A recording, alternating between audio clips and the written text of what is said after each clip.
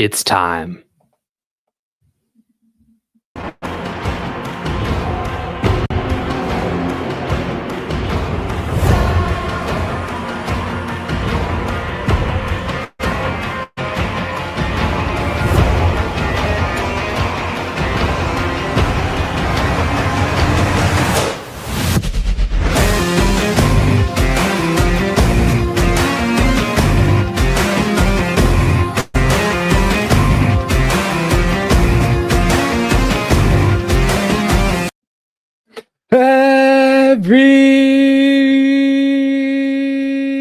Everybody, welcome back to another edition of Inside the Zone with Mateo. So glad you guys are choosing to start your opening day with me here on the channel. Yes, that is right. It is officially opening day 2026.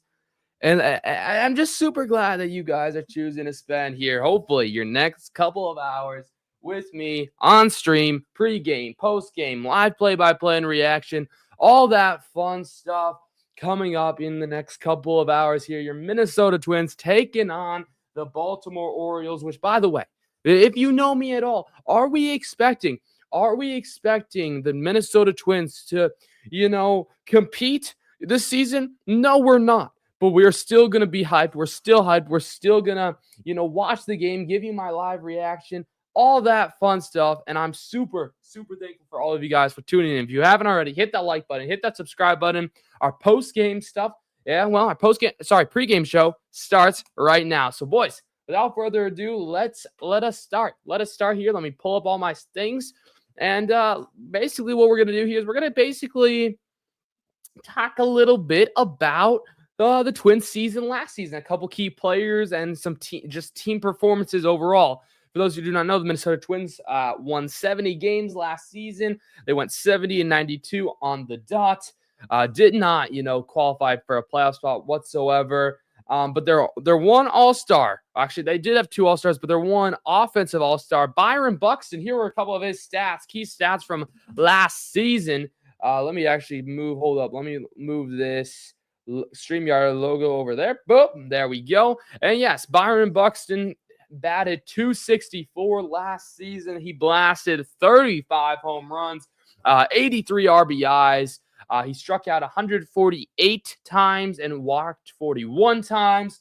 He had an on-base percentage of .327, which was pretty good, and an OPS of .878. So overall, some really good individual stats for Byron Buxton. He was for sure finally not, he wasn't hurt for a majority of the season, which was that's huge. It's ultimately huge that, that's going to be a big thing. We want him to stay healthy this season, even if the Twins aren't going to necessarily play at a high level or compete at a high level. However, we'll see though what happens. This is why I keep telling people this is why you play 162 games, because you never quite know what is going to happen, because it's a weird game, baseball, that is. Appreciate everybody for watching here. So yeah, Byron Buxton overall had a really legit season this season, or for the previous season, and hopefully he can do more of that this season. As we're going to start the season in just about 25 to 30 minutes, give or take the opening day festivities over there in Baltimore. But if he can do this, if he can provide these type of stats, this is good for the Twins, at least their fans. We can have something to cheer about, if you know what I mean. In the comments, what are you excited for? What are you the most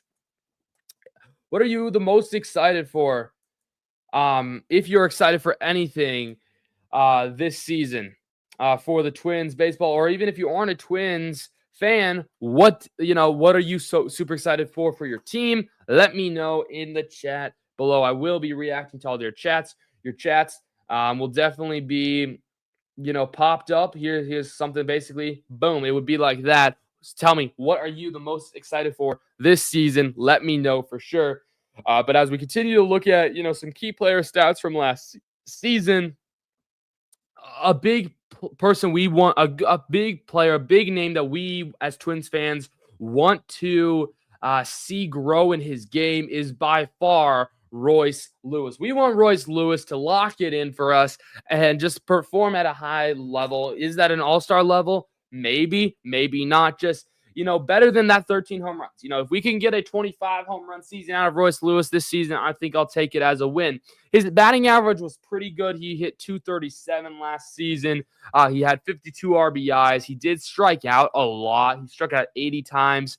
Only drew 25 walks.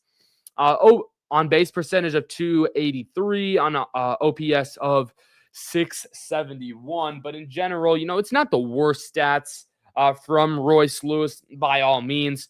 However, for a player that I think is going to be way better than this, we know what he's capable of, and I think he can, provide better stats for us. And maybe that means, maybe it is a 30 home run season. Who knows what it is? That might be too big. Doubling his home run total. Maybe that's a little too much, but we for sure will see. Obviously, opening day is the best day to be a baseball fan because you legit have no idea how your team's going to do. Obviously, once we lose our first game of the season, then you're like, okay, yeah, we lost.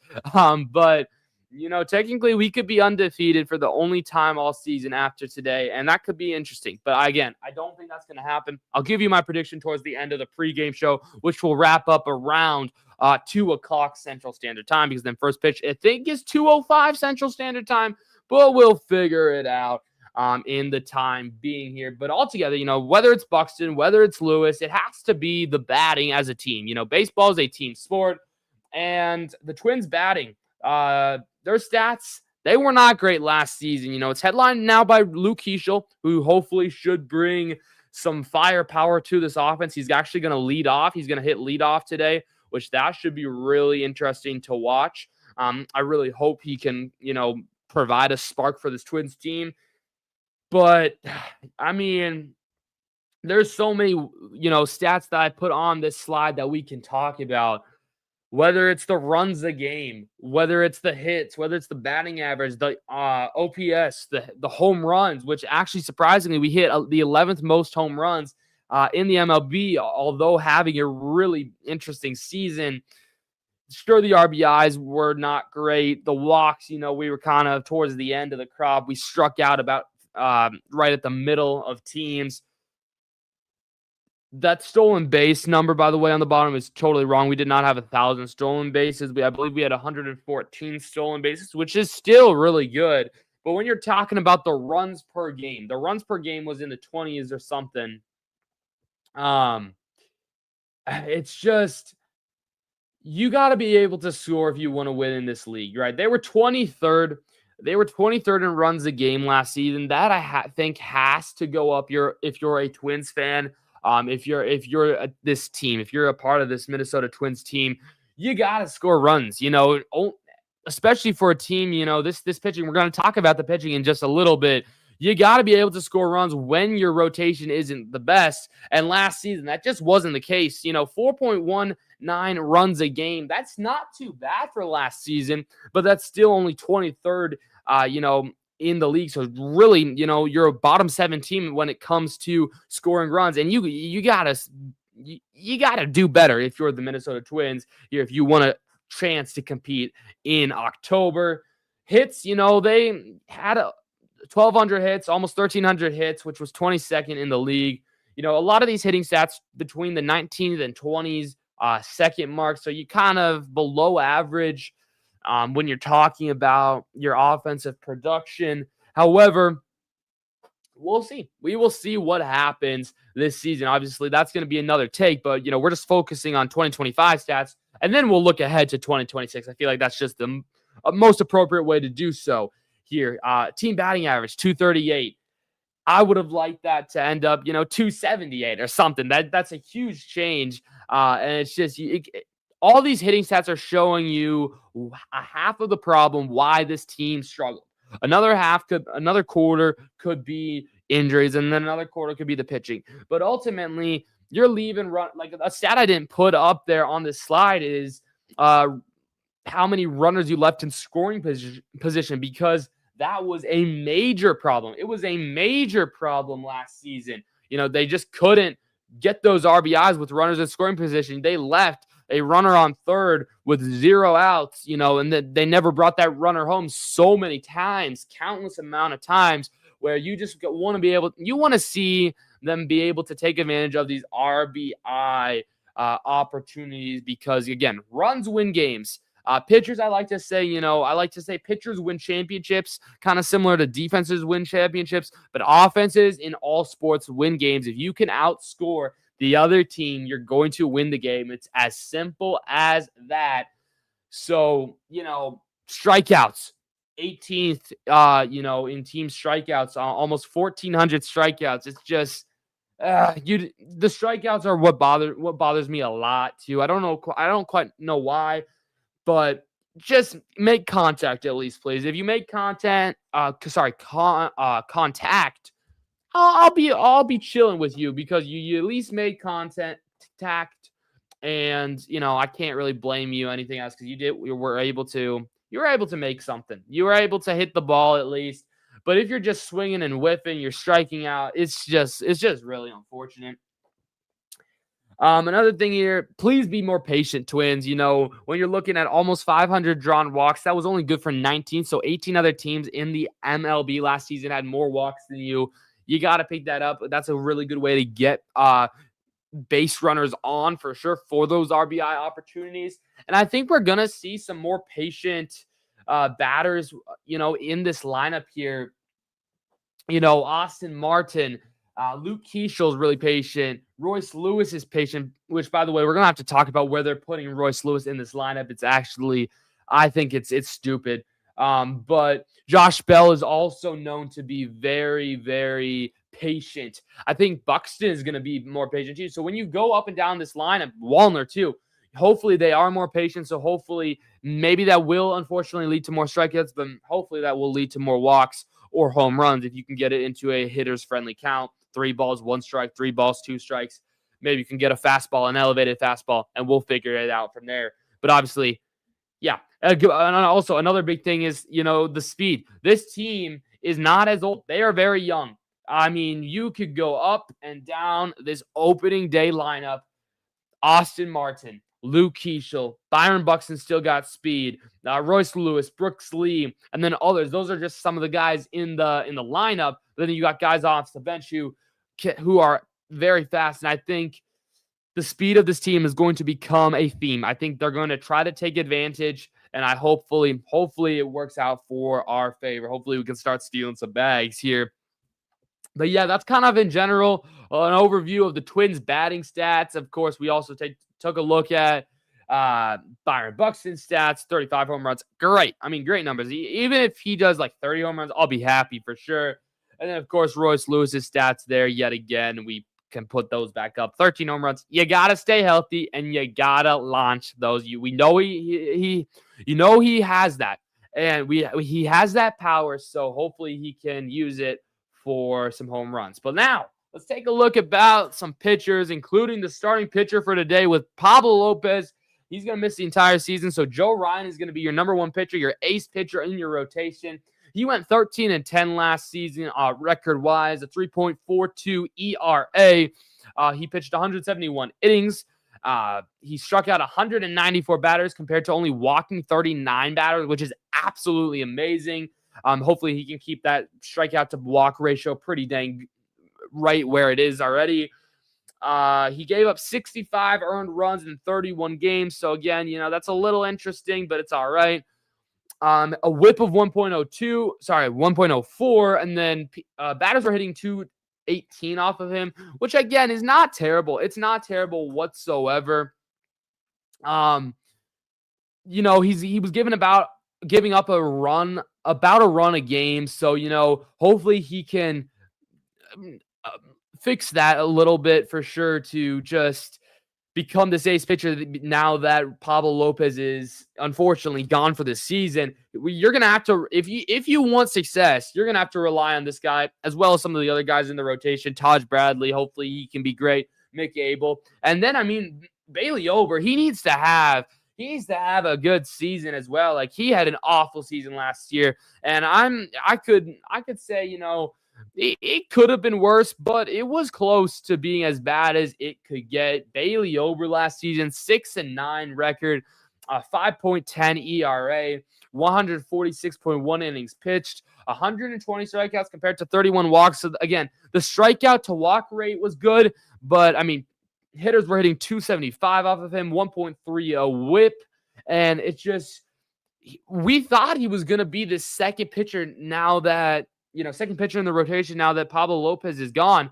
But now this is what the rotation is looking like here. It's going to be Joe Ryan 1, Taj Bradley 2, Bailey Ober 3, Simeon Woods Richardson 4, and then Mick Abel 5. So he's dropped down to 3, where he could have had an opportunity to be the second pitcher in this rotation, since Pablo Lopez has now is going to be missing the entire season. But no, Taj Bradley outperformed him in spring training. Bailey Ober played awful last season. Those are his stats again on the screen.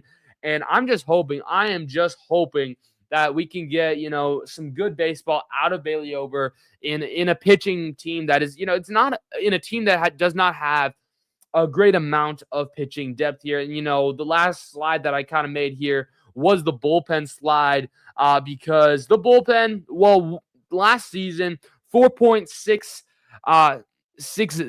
ERA, 28 saves, 25 blown saves.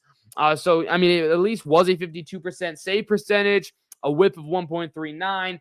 But the big thing is, all of these numbers, the mostly good numbers, came in the first half of the season, when Griffin Jax, Johan Duran, and Louis Varland were all on this team. And now those three were a part of the nuking of this team when the Twins traded 42% of their roster. So now you do not have Duran. You do not have Jax. You do not have Varland. So this bullpen is going to look so bad right now that, I'm just preparing y'all, Twins fans. Twins fans, be prepared for an interesting bullpen year, because other than Cole Sands, other than Justin Topa, this bullpen could look a little rough. And with that, I think I should introduce you now to kind of this opening day lineup. Who's the first 26 men that made the major league roster out of spring training? So I think that's what we're gonna do right away. Let's not stutter. Let's not wait. Appreciate everybody for watching, and let's introduce you guys to this team, because it's a little different than last year. By all means, it's a little different here. Let me zoom in a little bit more as well. Let's make sure we get this good for y'all. But let me know your guys' thoughts here as I get this rolling. What are your thoughts for the Twins? What are your expectations for the Twins? I think everybody has kind of different expectations. Me personally, I don't have high expectations. I think we're going to finish last in our division. But again, that could change for sure. But yeah, let's go. Let's just go here. Catcher. I think they start with catcher. Obviously, you can find this article on MLB.com/twins/news/2026-opening-day-roster. But let's start with the catchers. You got Ryan Jeffers and Victor Caratini. So Ryan Jeffers is gonna, as they say right here, probably gonna start 100 games or so. But so he's gonna start most of the time at catcher. He's gonna be kind of your lead catcher. He's gonna stay at catcher for a long time.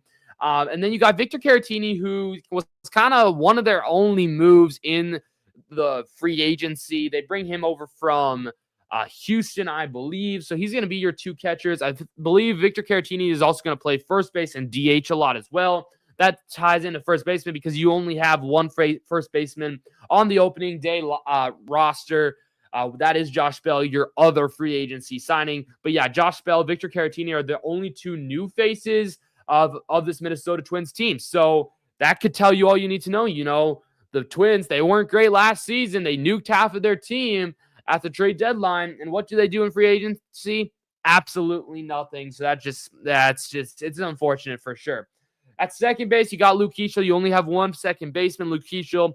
He's going to be good, guys. He is going to be good. I think, we might see a couple of hits from him today. The contact king, as they call him. I'm super excited. We're going to probably see Cody Clemens and Tristan Gray at second base once in a while, as the article mentions. At shortstop, the only shortstop on the roster is going to be Brooks Lee. And then again, the one third baseman is Royce Lewis. Outfielders, there's 4 outfielders that made the opening day 26-man roster. That's Byron Buxton, Matt Wallner, Austin Martin, and James Outman. James Outman looked great in spring training, but Austin Martin is going to get the start in right field today. And then on the bench, DH is going to be, Trevor Larnach. No shocker there. And then the bench spots are going to be Cody Clemens and Tristan Gray. Tristan Gray is from AAA. Cody Clemens played a lot of second base last season. He also played a little bit of first base. So we'll see, though, what happens with this team. And then the pitchers, the starting pitchers, I think do they go by starting pitcher? I think, they go starting pitchers. Joe Ryan, Bailey Ober, Taj Bradley, Simeon Woods Richardson, and Mick Abel. And then your relief pitchers, here's the joy of the bullpen. Justin Topa, Cole Sands, Eric Gores, Zach Kent, Cody Lowerson, Taylor Rogers, Anthony Banda, Cody Funderburk. Tell me how many saves this bullpen is gonna have. Okay, how many holds is this bullpen gonna have? It's just not. I mean, this is not what you want as a bullpen, and this is my major area of concern here. I'm super, super nervous for this bullpen. You know, our starting pitchers aren't awful. They aren't awful by all means. They aren't awful.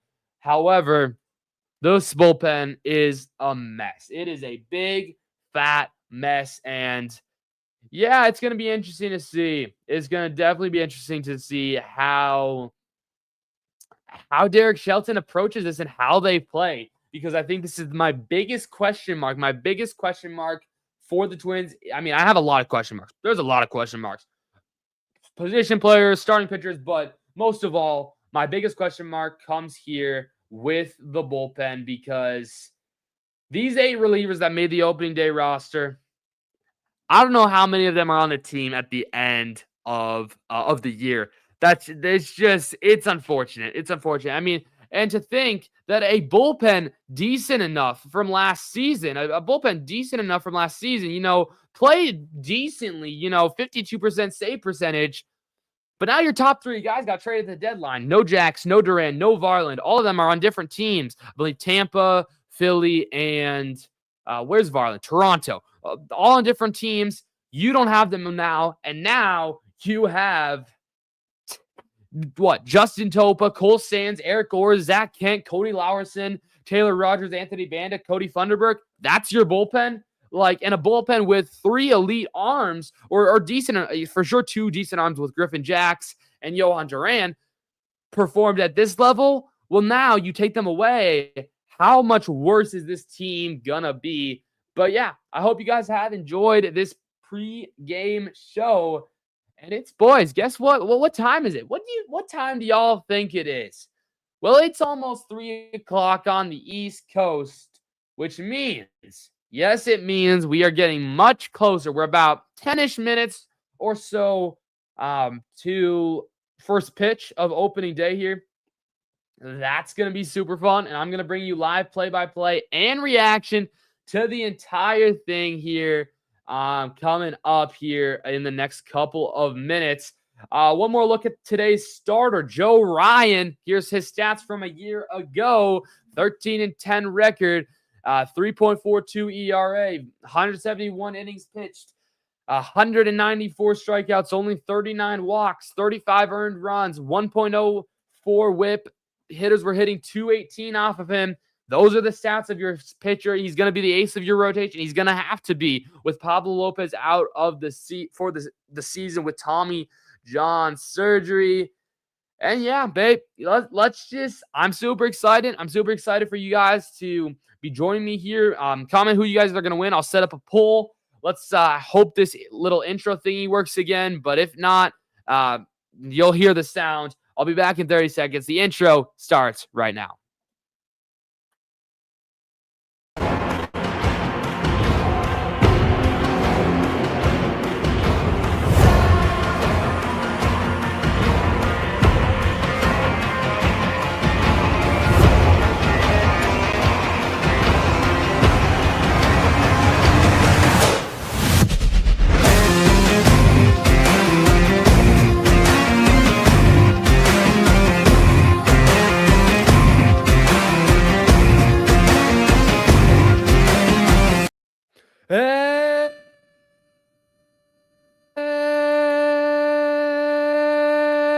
Everybody, welcome back. We are ready. It is exactly 2 o'clock here in Minnesota, 3 o'clock on the East Coast, and we are getting ready for some baseball. Yes, live play-by-play and reaction here on Inside the Zone with Mateo. So glad you guys are deciding to, spend a couple of your minutes here or hours, depending how long you stay here with me on this show. If you don't know, my name is Mateo. I host a podcast here. You're viewing the channel. Episodes Tuesday, episode Thursday, but I also like to do these live play-by-play and reactions for all things sports, mostly our Minnesota sports. That's I'm in Minnesota here, but also just for a lot of other things. Thank you guys so much for watching. We're going to get everything set up here. We're going to get the scoreboard all rolling. We're going to get the Twins TV, all that stuff going up. But also, we will take a look at the starting lineups in just a little bit because, yes, opening day, first pitch is coming up not too far long. So I can't wait. Can't wait to spend it. Let me know who you guys have winning here. Hopefully here. Let me put up a poll. Let's put up a poll here. There's a new feature. I don't know if this is gonna work here. Hopefully this works. Let's make sure this works, guys. Let's make sure this works here. Resume the poll. Show the poll. Is the poll on YouTube? Let me know. Let me know if you guys can you see this? Hold on. Can you see the poll in the chat? I don't know. I'm not sure if it's connected. We'll see. We'll see. Let me know. Can you type in the chat if you can see that poll in the YouTube chat? If not, I think what we're going to actually do here is we're going to stop poll and we're going to just do it via YouTube, I think. Yeah, let's just do it. That's just easier. Who wins? Who wins today? Let me know. I mean, I'm guessing it's going to be the Orioles, but we'll see. We'll see for sure. Orioles, let's go, dude. Okay, I'm a Twins fan, just so you know. It's going to be a kind of Twins broadcast. Let me know who you guys have winning. Opening pitch, first pitch coming up very, very shortly. But yes, I can't wait. I can't wait to spend the next couple hours here with you guys on the channel. If you haven't already, hit that like button, hit that subscribe button. You can also go back about 20 minutes ago. We started this stream, with a pregame show. But yeah, now we're ready. Now we're ready for some baseball. I'm ready. I'm super ready. Super ready. Appreciate everybody for watching. I'm just getting my feed of the game ready, and then we're gonna get to starting the lineups in just a bit. Again, let me know who you guys have winning in the chat down below. And we are almost ready. We are almost ready, dude. I can't believe it's baseball season already. I cannot believe it's baseball already. They're in there in Baltimore. They're loving this. Baltimore, Baltimore's a great city for sure. Hopefully, this is gonna be a good live stream for y'all. I'm gonna get the scoreboard locked in here. I'm gonna have to hold up. Apologize for all this. Nope, you're just gonna have to. Oh, whoa. Wrong one. My bad. We chilling. Hold up, guys. Where did the scoreboard go? There it went. All right. Appreciate everybody for watching. Hold up. Just chill. Let me get the scoreboard. We're chilling, boys. We are chilling. Hold up. One. There. Boom. Is that there? It's there. Please tell me it's there. Oh, why is it not there? There we go. Okay. There we go. Now we have to zoom in. Yes. Yeah. There we go. Boys. We're here. We are here. Twins, Orioles, thank you guys so much for watching. Hit that like button. Hit that subscribe button. We're getting underway very, very soon. Umpires are talking to both managers. But, man, is this going to be fun. This is going to be super, super fun. And I cannot wait. Cannot wait to spend the next couple hours here with you. Let me know who you guys have who you guys have winning. I think Baltimore wins. That's just from what I think.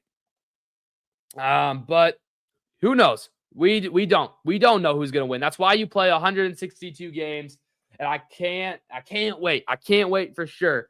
If you have any ideas of how to make this stream better too, let me know in the comments down below.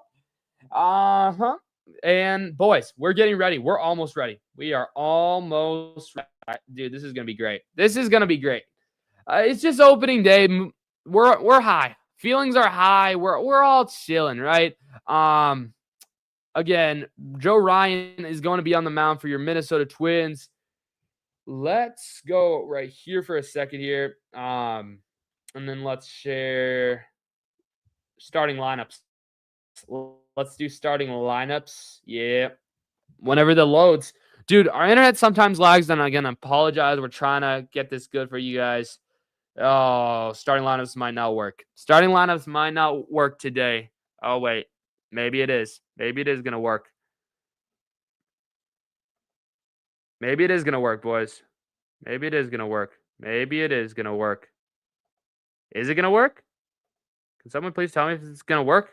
Tell me if it's going to work. Oh, it's not going to work. All right. That's fine. That's fine, guys. It's fine. Let's just, we have everything ready. Let's go back to scoreboard. Let's go back to the scoreboard, boys. Dude, this is so good. We're here. It's opening day. We chilling. Scoreboard, please get up there for me. Thank you very much. And we are getting ready very, very soon. They're just doing a bunch of, all these opening day festivities. They're talking about Brooks Lee on the Twins broadcast. Dude, everything's so high. Again, if you have anything to say at all, I will be interacting with y'all in the chat. So anything you say, you'll probably get featured on the stream, but also I will definitely talk with you guys as well. So without further ado, guys, we're getting ready for some baseball. Who do you guys have winning? Do you think the Dodgers three-peat? Let me know all of that and so much more here as I'm going to be with you for the next couple of hours. Appreciate everybody for watching. Streams a little, I think it looks good. Yeah, I think so. I think we're chilling. We're chilling. Let's go. Dude, this is one of my favorite times of year. Opening day is so good. Dude, opening day is so good. I think they're just doing Star Spangled Banner, our national anthem right now. It is 80 degrees and sunny. It is 80 degrees and sunny over there at Oriole Park at Camden Yards. Camden Yards, baby. Let's go. Oh, Camden Yards. It's a beautiful ballpark, too. It is a beautiful ballpark in Baltimore. Baltimore, though, I really do think they're going to be able to compete. They kind of had an off season last season, but I think everything's good here. I think everything's going to be good, and I can't wait. I can't wait to see I just want to see baseball. If you know, you know. Appreciate everybody for watching. I will keep you updated. Also, I do know a lot of people kind of watch, when they're at like work or something. I don't have a great presentation on the screen, but, I hopefully can provide an analysis and just, telling you guys what's going on. So if you haven't already and enjoy this and want to support me, hit that like button, hit that subscribe button. Starting lineups for your Minnesota Twins. It's time, boys. It is time. Leading off in left field is going to be Austin Martin. Batting second in center field, it's going to be none other than Byron Buxton. Batting third at second base, it's going to be Luke Keeschel. Batting fourth, catching the day, is going to be Ryan Jeffers. In right field, batting fifth, it's going to be Matt Wallner. Batting sixth, playing DH today, the switch hitter, Josh Bell. Victor Caratini is going to play first base. He's going to bat seventh. This shocker here, batting eighth. Third baseman, Royce Lewis, he is batting in eighth today. And then Brooks Lee is going to bat ninth, playing shortstop. Yes, he's also the switch hitter. Joe Ryan is your starting pitcher for your Minnesota Twins. On the other side for the Baltimore Orioles, left-hand pitcher on the mound, Trevor Rogers. But batting first in left field is going to be Taylor Ward for the Orioles. Batting second at shortstop, Gunnar Henderson. Batting third at first base, Pete Alonso. Yes, newly acquired Pete Alonso is now a member of the Baltimore Orioles. Batting fourth at cleanup, he's the catcher, Adley Rutschman. Batting fifth, the DH, Samuel Bastello. Batting sixth in right field, it's going to be Tyler O'Neill. Batting seventh in center fielder, the center fielder, Colton Cowser. Colby Mayo, he's going to play third base and bat eighth. And Blaze Alexander is going to be at second base in for the injured Jackson Holiday. And we are getting ready. Austin Martin on the, getting ready. He's warming up. He's going to step onto the plate. And out comes Trevor Rogers. He's going to the mound. Opening day baseball. Yes, we're ready. Austin Martin's going to lead things off for your Minnesota Twins. in left field. As followed again, it goes Martin, Buxton, Keishel, Jeffers, Wallner, Bell, Caratini, Lewis, and Lee. A lot of righties because you're facing a left-handed pitcher, so a lot of righties in this lineup, including a couple switch hitters in Caratini, Bell, and Brooks Lee. But yeah, Trevor Rogers, some stats from last season. In 18 starts, he went 9-3, an ERA of 1.81. He is a good pitcher, a WHIP of 0.90, 29 walks, 103 strikeouts. People were hitting only 180 off of him. So he throws a fastball, four-seam fastball, 41% of the time. But man, oh man, he is a good pitcher. He is a really good pitcher. So, hey, hopefully, the Twins, they're going to be tested right away. But we're getting ready to go here in 2026, opening day. What will the Twins do? Am I expecting anything big from them this year? Not at all. But it's still baseball. I'm excited. Hopefully, you guys are excited. And let me know who you guys are cheering for today. The Orioles adding Pete Alonso is definitely the biggest story right now just because he's a Gold Glove caliber first baseman for this young team. I think come playoff time, that could be an insane weapon. The polar bear, as they call him. But yeah, this Oriole team is young, but they're good. And I'm expecting a lot of great things for them. And I think we are ready for baseball here. From Baltimore, it's the Baltimore Orioles, the Minnesota Twins. Austin Martin is going to be hitting leadoff, as I have stated. He is stepping into the batter's box as we speak. Buxton will be due up second. So will Keishel. So we get Martin, Buxton, Keishel, and hopefully more to come here in the top of the first inning. Here we go. Austin Martin stepping in, checks his swing, sets into his stance, and we are ready for the start of the 2026 MLB season. Rogers sets the pitch, and the first pitch is inside for ball one. All right, first pitch of the day is a ball. Good take from Austin Martin, who hit 282 last season in 50 games for your Minnesota Twins.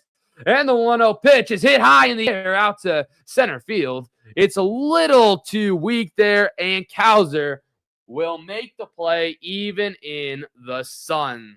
So quickly, a quick swing from Austin Martin. He flies out to the center fielder, Cowser, and this brings up the Buck truck. 35 home runs in 126 games last season for Byron Buxton.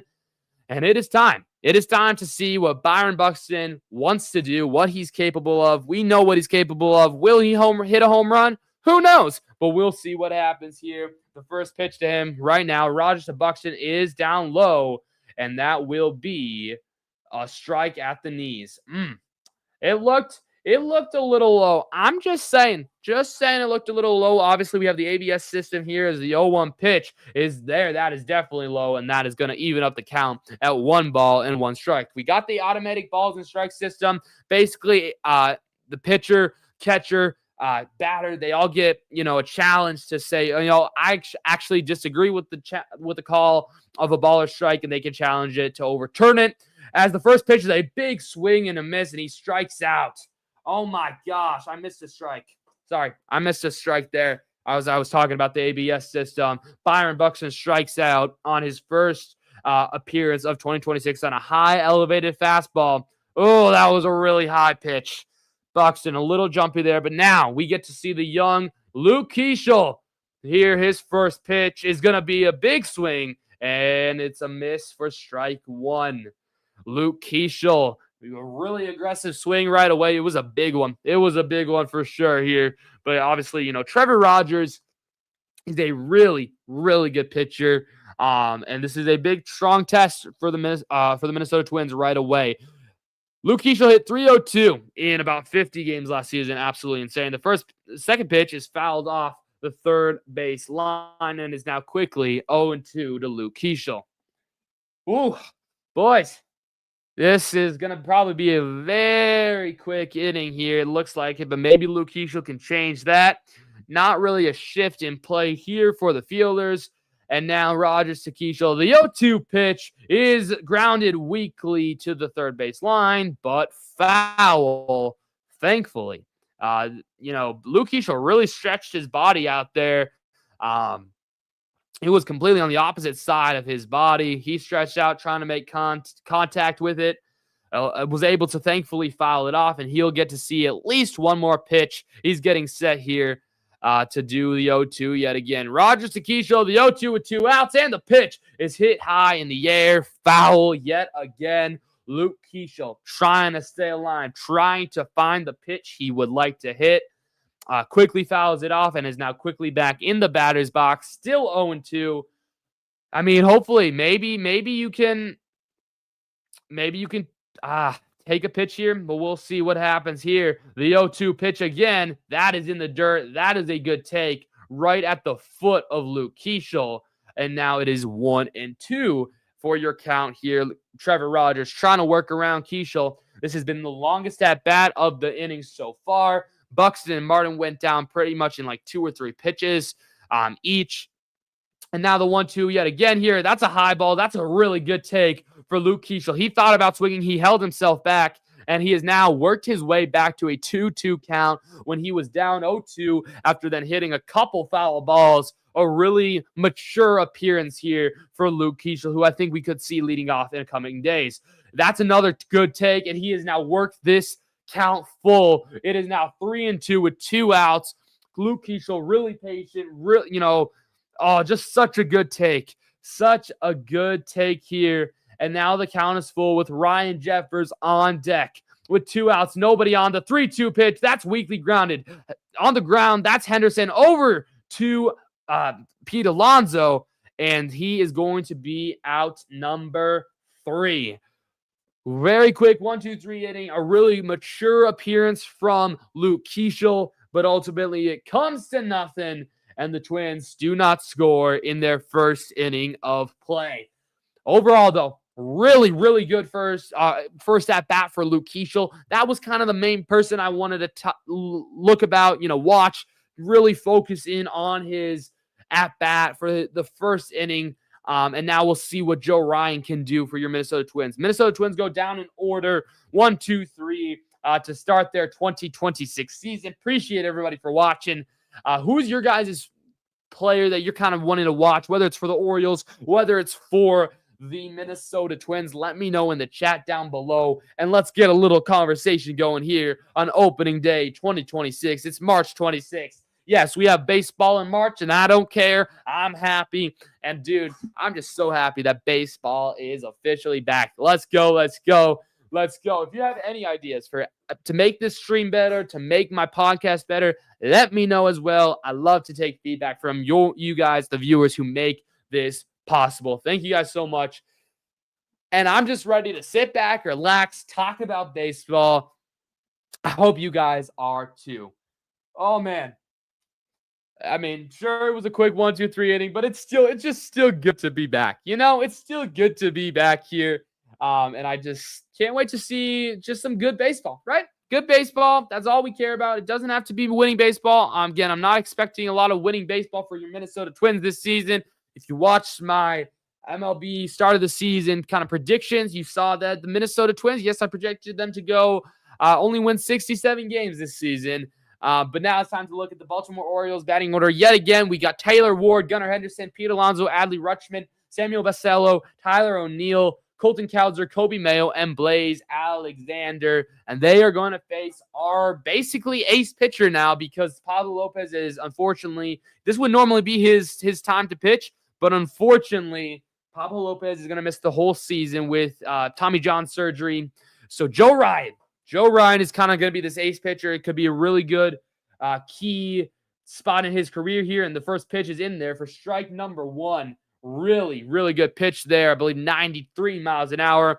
50% of Joe Ryan's pitching arsenal is a 4-seam fastball, which does allow a lot of home runs, though. So, again, that is something to keep of. We got some more votes. Thank you guys for voting in the poll here. In the second pitch there to Ward is a swinging strike. Yet again, another fastball. And now it is quickly 0-2 to Taylor Ward, the newly acquired Oriole from the LA Angels. So We'll see, though. I mean, he's looked good the first 2 pitches, but it's only 2 pitches here. The 0-2 pitch coming here. Ryan Award, that's going to be fouled back behind him. Oh, I mean, he looks confident, though, which is always the most important thing, right? You want him to look confident. You want him to attack the zone, and that's what he's done early here. Gunnar Henderson is going to provide a test as well coming up. He's on deck, but first he has to get through Taylor Ward, and the 0-2 pitch coming yet again is a good take above the shoulders for ball number 1. Where are you guys all watching from as well? Let me know in the chat for sure. Appreciate everybody for watching. Again, I'm just going to keep saying that because, again, you guys don't have to be watching my stream whatsoever, but you are. Thank you guys so much. The 1-2 pitch is skied deep, popped up, and will it be Lee or Lewis? It will be Lee who makes the play, and thankfully,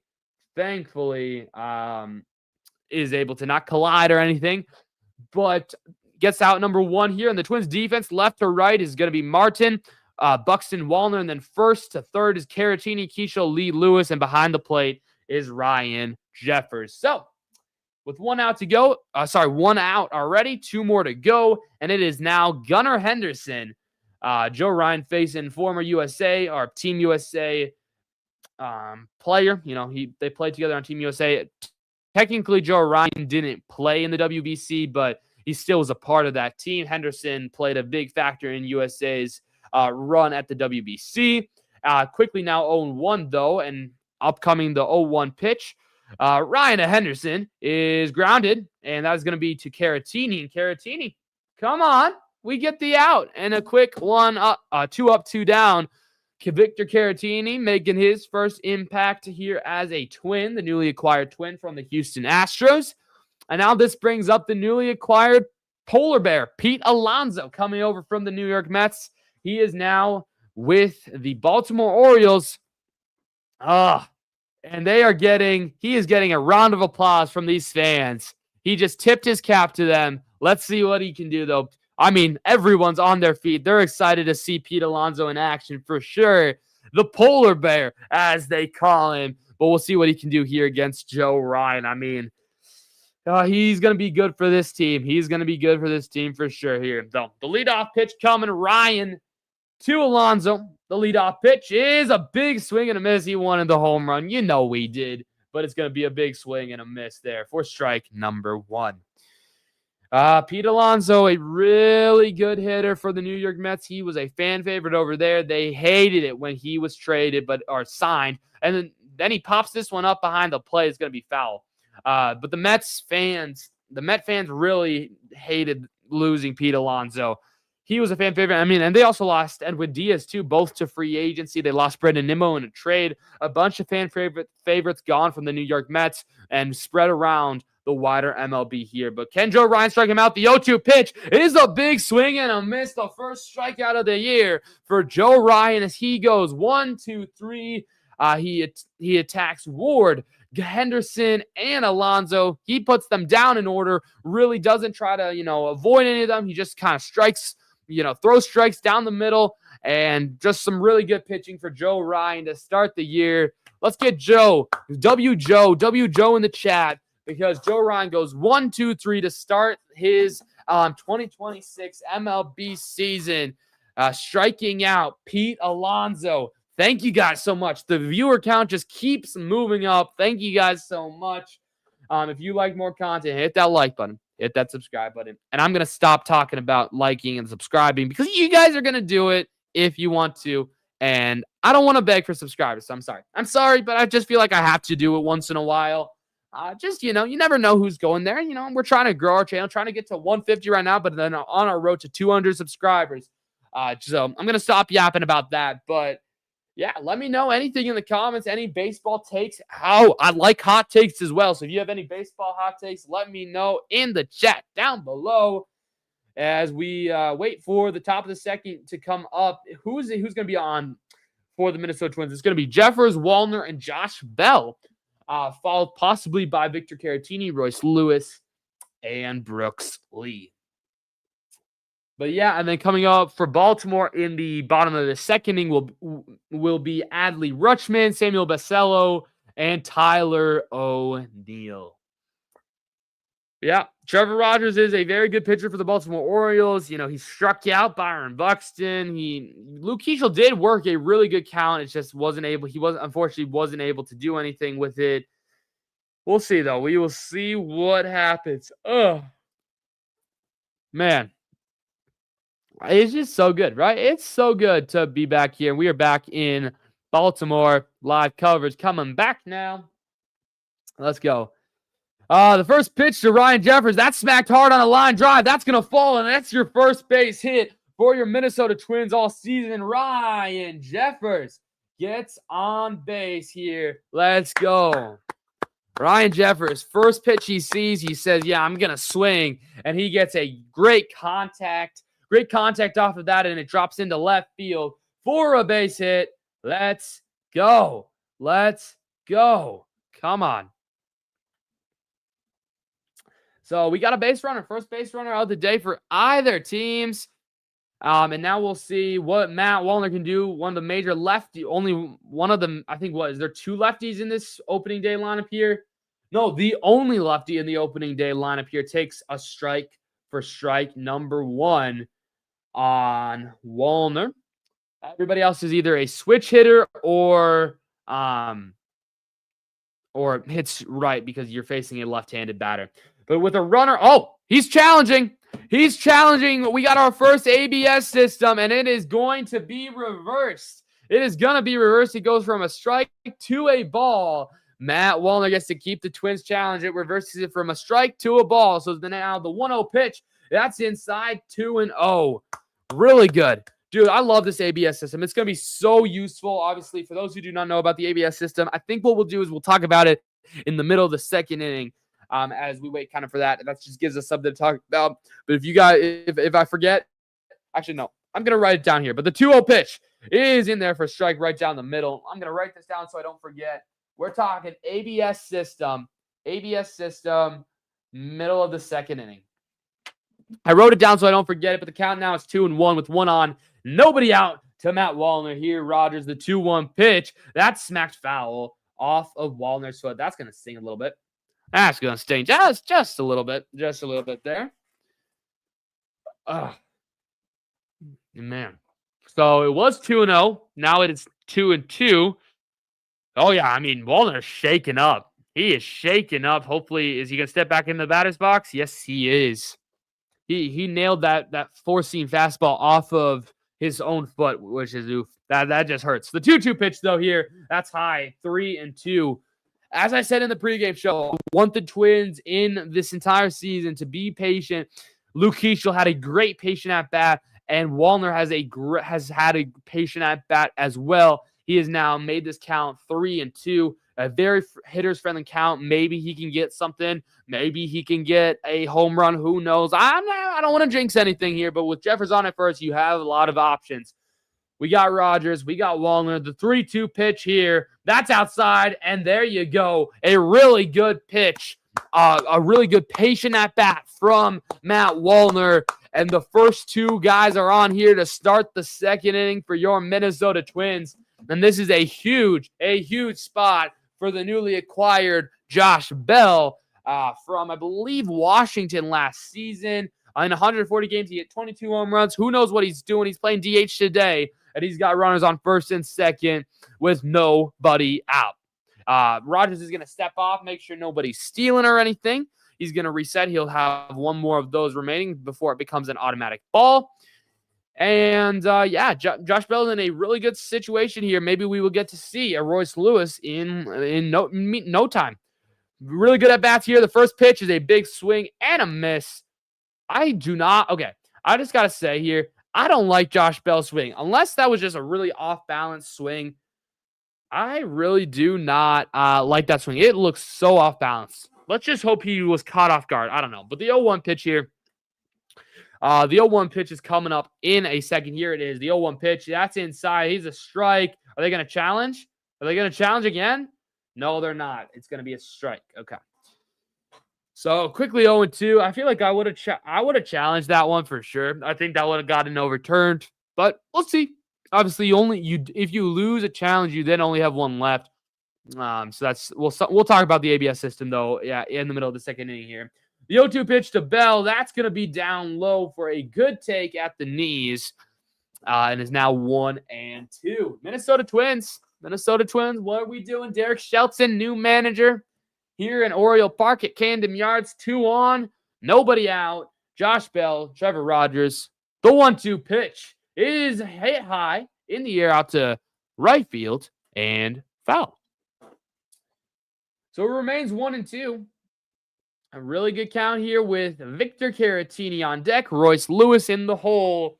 And then if the inning would continue, it would be Brooks Lee. So hypothetically, if you don't get a double play, Royce Lewis should be able to hit here in the second inning, which is great. Because I don't know exactly why he's hitting 8th, but I don't know.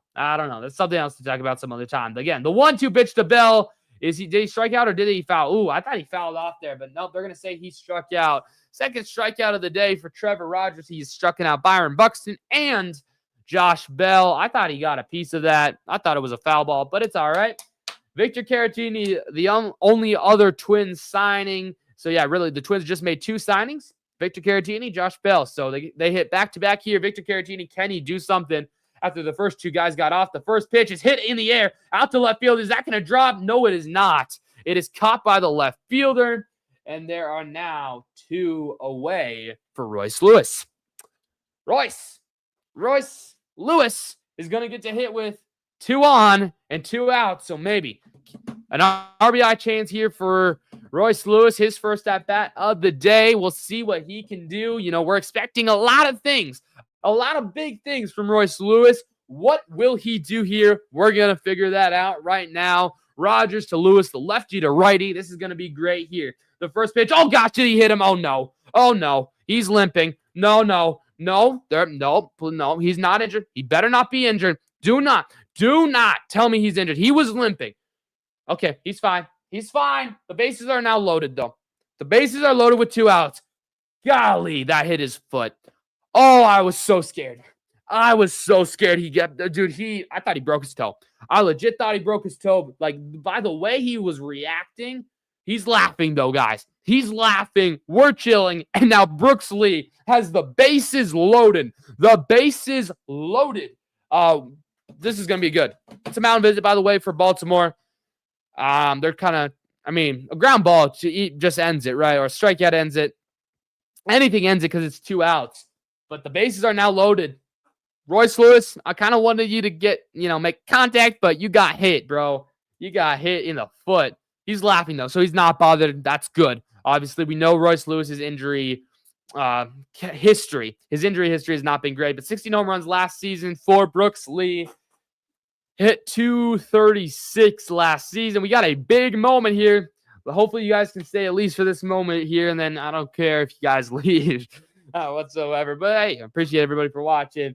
But we got the bases loaded for Brooks Lee. See how aggressive he is. He's the switcher. He'll bat right here against the left-handed pitcher. He takes strike 1 on the outside edge. That was a cutter at 90. Dude, throwing a cutter at 90 miles an hour is absolutely insane. He has 1 grand slam in his career with the bases loaded, so maybe he can make that 2 here. Gosh, that's an off-bounce throw. Sorry, an off-bounce swing. It's just quickly 0-2. Oh, you had it. You had a good chance. Come on, Brooks. I believe in you, Brooks. I believe. Brooks Lee 0-2, though. He's just quickly 0-2 with the bases loaded. Oh, man. Come on. The 9-hitter. Brooks Lee, shortstop. 0-2. Rogers to Lee. The 0-2 pitch with bases loaded and 2 outs is a big swing and a miss. He struck him out. Yes, he did. Oh, you had it. You had it, Twins. You had it, and you blew it. You blew it, boys. Yes, you did. You had a good chance to go up early, but that's not going to be the case as you leave 3 base runners in the second inning. The bases were loaded. You had the first 2 runners on, and you leave them, and you score nothing. That's all right, though. Hopefully the Twins defense can lock in here for you, and Joe Ryan can lock in. But we'll see. We'll see for sure what happens. And now, so let's talk a little bit about the ABS system so you guys can kind of know, if you guys don't know what that is already. just so that you can kind of have a good idea of what that is. When I mentioned that, you have an idea. Okay, what's going on here? Hold up. My stream just went backwards to Josh Bell's appearance. That's kind of funny. Hold up. But the ABS system, basically, they're including AI into Major League. Oh, there we go. Into Major League Baseball. So basically, anybody on the field, so a pitcher, a batter, a catcher, anybody can challenge a ball or a strike if they disagree with the call. And then if they say that, all they have to do is tap their helmet, and the umpire will say, okay, they're challenging. Each team gets 2 challenges, but you get to keep the challenges as long as you get them right. And if you challenge it and say, okay, yeah, I think that's actually a ball, not a strike, you know, kind of how you see the game day on MLB.com. And just you're going to be able to see that. And then they are going to judge the ball or strike via that box. Basically, they're using AI to make the game better, which I really love. But that of course, everybody gets two challenges. If you get one wrong, you lose a challenge. But then if you get the next one right, you get to keep that challenge until you lose it, if that kind of makes sense. If you have any other questions about any rule changes or any of that stuff, let me know in the chat down below. I'd be happy to try to answer anything here. First pitch is a strike from Joe Ryan to Adley Rutschman here, the switch-hitting catcher, who kind of digressed a little bit last season, but still an elite catcher in this league. And Ryan will deliver. The 0-1 pitch here is hit, grounded, foul, and quickly 0-2. Joe Ryan's his pitches have looked really good off the hand right now, just kind of watching him a little bit. These first couple, 12 pitches. Sure, it's only 12 pitches, but his release has looked really good. It looks like hitters' timings are a little iffy right now. So, obviously, that's what it comes. It's the first game of 162. You're going to go up. You're going to go down. You're going to have up. It's going to be a roller coaster of a season for your Twins. But it's a really good sign.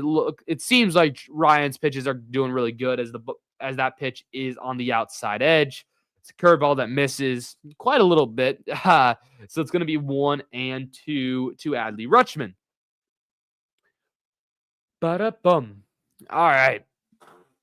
Crazy. So much has already happened in just the first 2 innings. And you boys, technically, we only have 7 innings left. It's just, I love baseball. 2 hours and then you're done pretty much. Like, they really fixed it with that pitch clock last season. They really fixed the timing and just makes it flow better and all that stuff. So it's really great. But we got 1-2 now to Adley Rutschman. Joe Ryan with 4 to pitch. Nobody on, nobody out. The leadoff hitter in this inning. That one is hit high, deep into the air, out to right field. Wallner going back, looking up, and he will make the play in the sun. Thank you, Joe. Matt Wallner, for seeing that. Joe Ryan is definitely angry. He's shaking his head. He knew he got. If Adley Rutschman would have hit that one a little better, that one would have carried properly. It's 80 degrees in Baltimore, so the ball is going to carry. But yeah, now we have Samuel Basello, the number 8 overall prospect in the MLB right now. Excuse me. Making an, I don't know if it's his MLB debut, but whatever, as he fouls that one off behind him for strike number 1. Samuel Basello, I don't know if he played again last season. If anybody knows, for sure, let me know. I don't know much about him, but I do know he is the 8th ranked prospect according to MLB Pipeline. Excuse me. I don't know why I keep yawning. Did we take time? I don't quite know what just happened. Yeah, okay. He took time. He took a time. That's why it's taking forever to pitch the next pitch. But we got the 0-1 pitch coming up here. Ryan to Basello. The 0-1 with 1 out. We'll see what happens. The pitch is a big off-balance swing and a miss. Joe Ryan's swing and miss stuff has been great. I mean, we know that for a fact.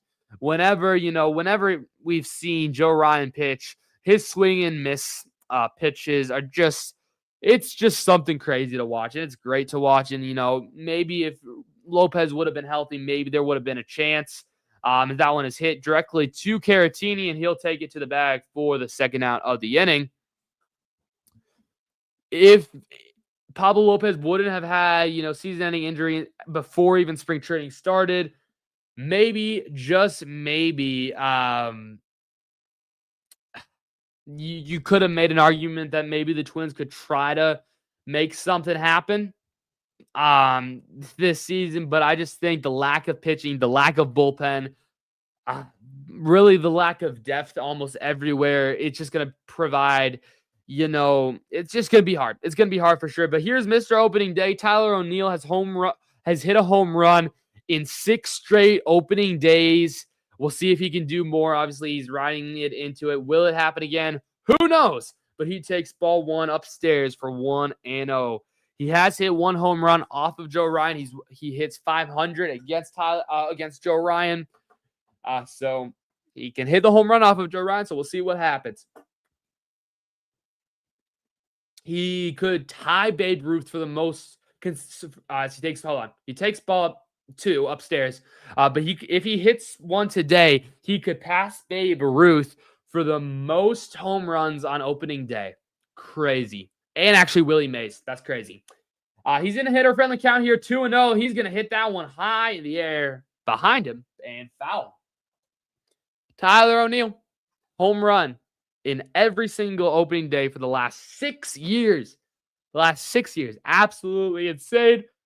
Can he extend that streak? Hopefully not. But hey, maybe when he reaches our bullpen, wait, we don't have a bullpen. So yeah, maybe he can do that. But here he hits that one foul again, evening up the count at 2-2. Oh. Wow, I've been streaming for an hour already just because I had that pregame show too. That's what made it feel a little longer than it actually is. Like the game just started, but I was streaming, I think like 1:30 Central Standard Time or something like that. So I've been talking for over an hour already too. So that gets you. I'll probably go grab water in a second here. The 2-2 pitch is fouled back. So, wait, whoa. Oh, shoot. My bad. Oh, hold on. I messed up. Hold on. It is not top of the second. Bottom of the inning with 2 outs. There we go. The 2-2 pitch is, did he go? No, he did not. He held back. So it is now 3-2 to Tyler O'Neill. This is a home run friendly count. Just saying. It's a home run friendly count. 3-2, 2 outs, here in the bottom of the second inning. Will Tyler O'Neill hit a home run for the 7th consecutive opening day? We'll find that out coming up here. Joe Ryan deciding, what pitch to throw to him. Kind of has that puzzled look on his face. Doesn't quite know what to pitch. But he'll figure it out. You'll know so. And I'm ready here. O'Neill's check swinging, and here we go. The 3-2 pitch is hit in the air, popped up behind him, and that will go foul. Not thankfully. Thankfully, foul would be if it was a Twins hitting, but no. Unfortunately, we couldn't get a pop-up there.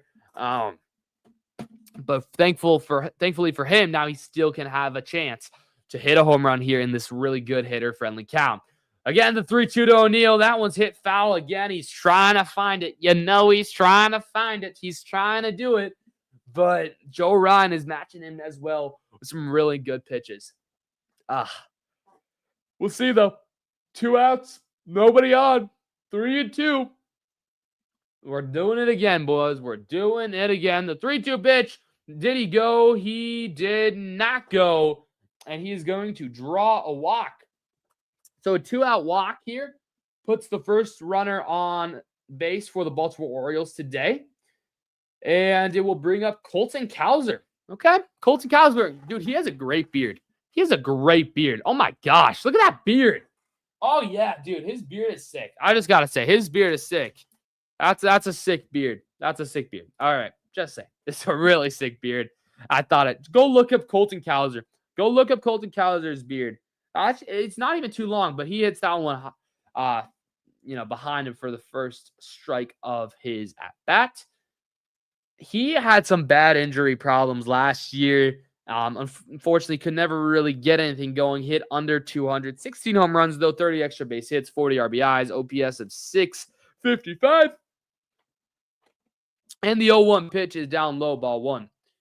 I don't know why I'm so yawny today. Like, I'm just yawning about like everything. It's just kind of funny. Sorry. I'm sorry, guys. I'm sorry. I'm sorry. We're chill. I guess baseball is kind of, you can kind of doze off once in a while for baseball. I guess that's just kind of how it is.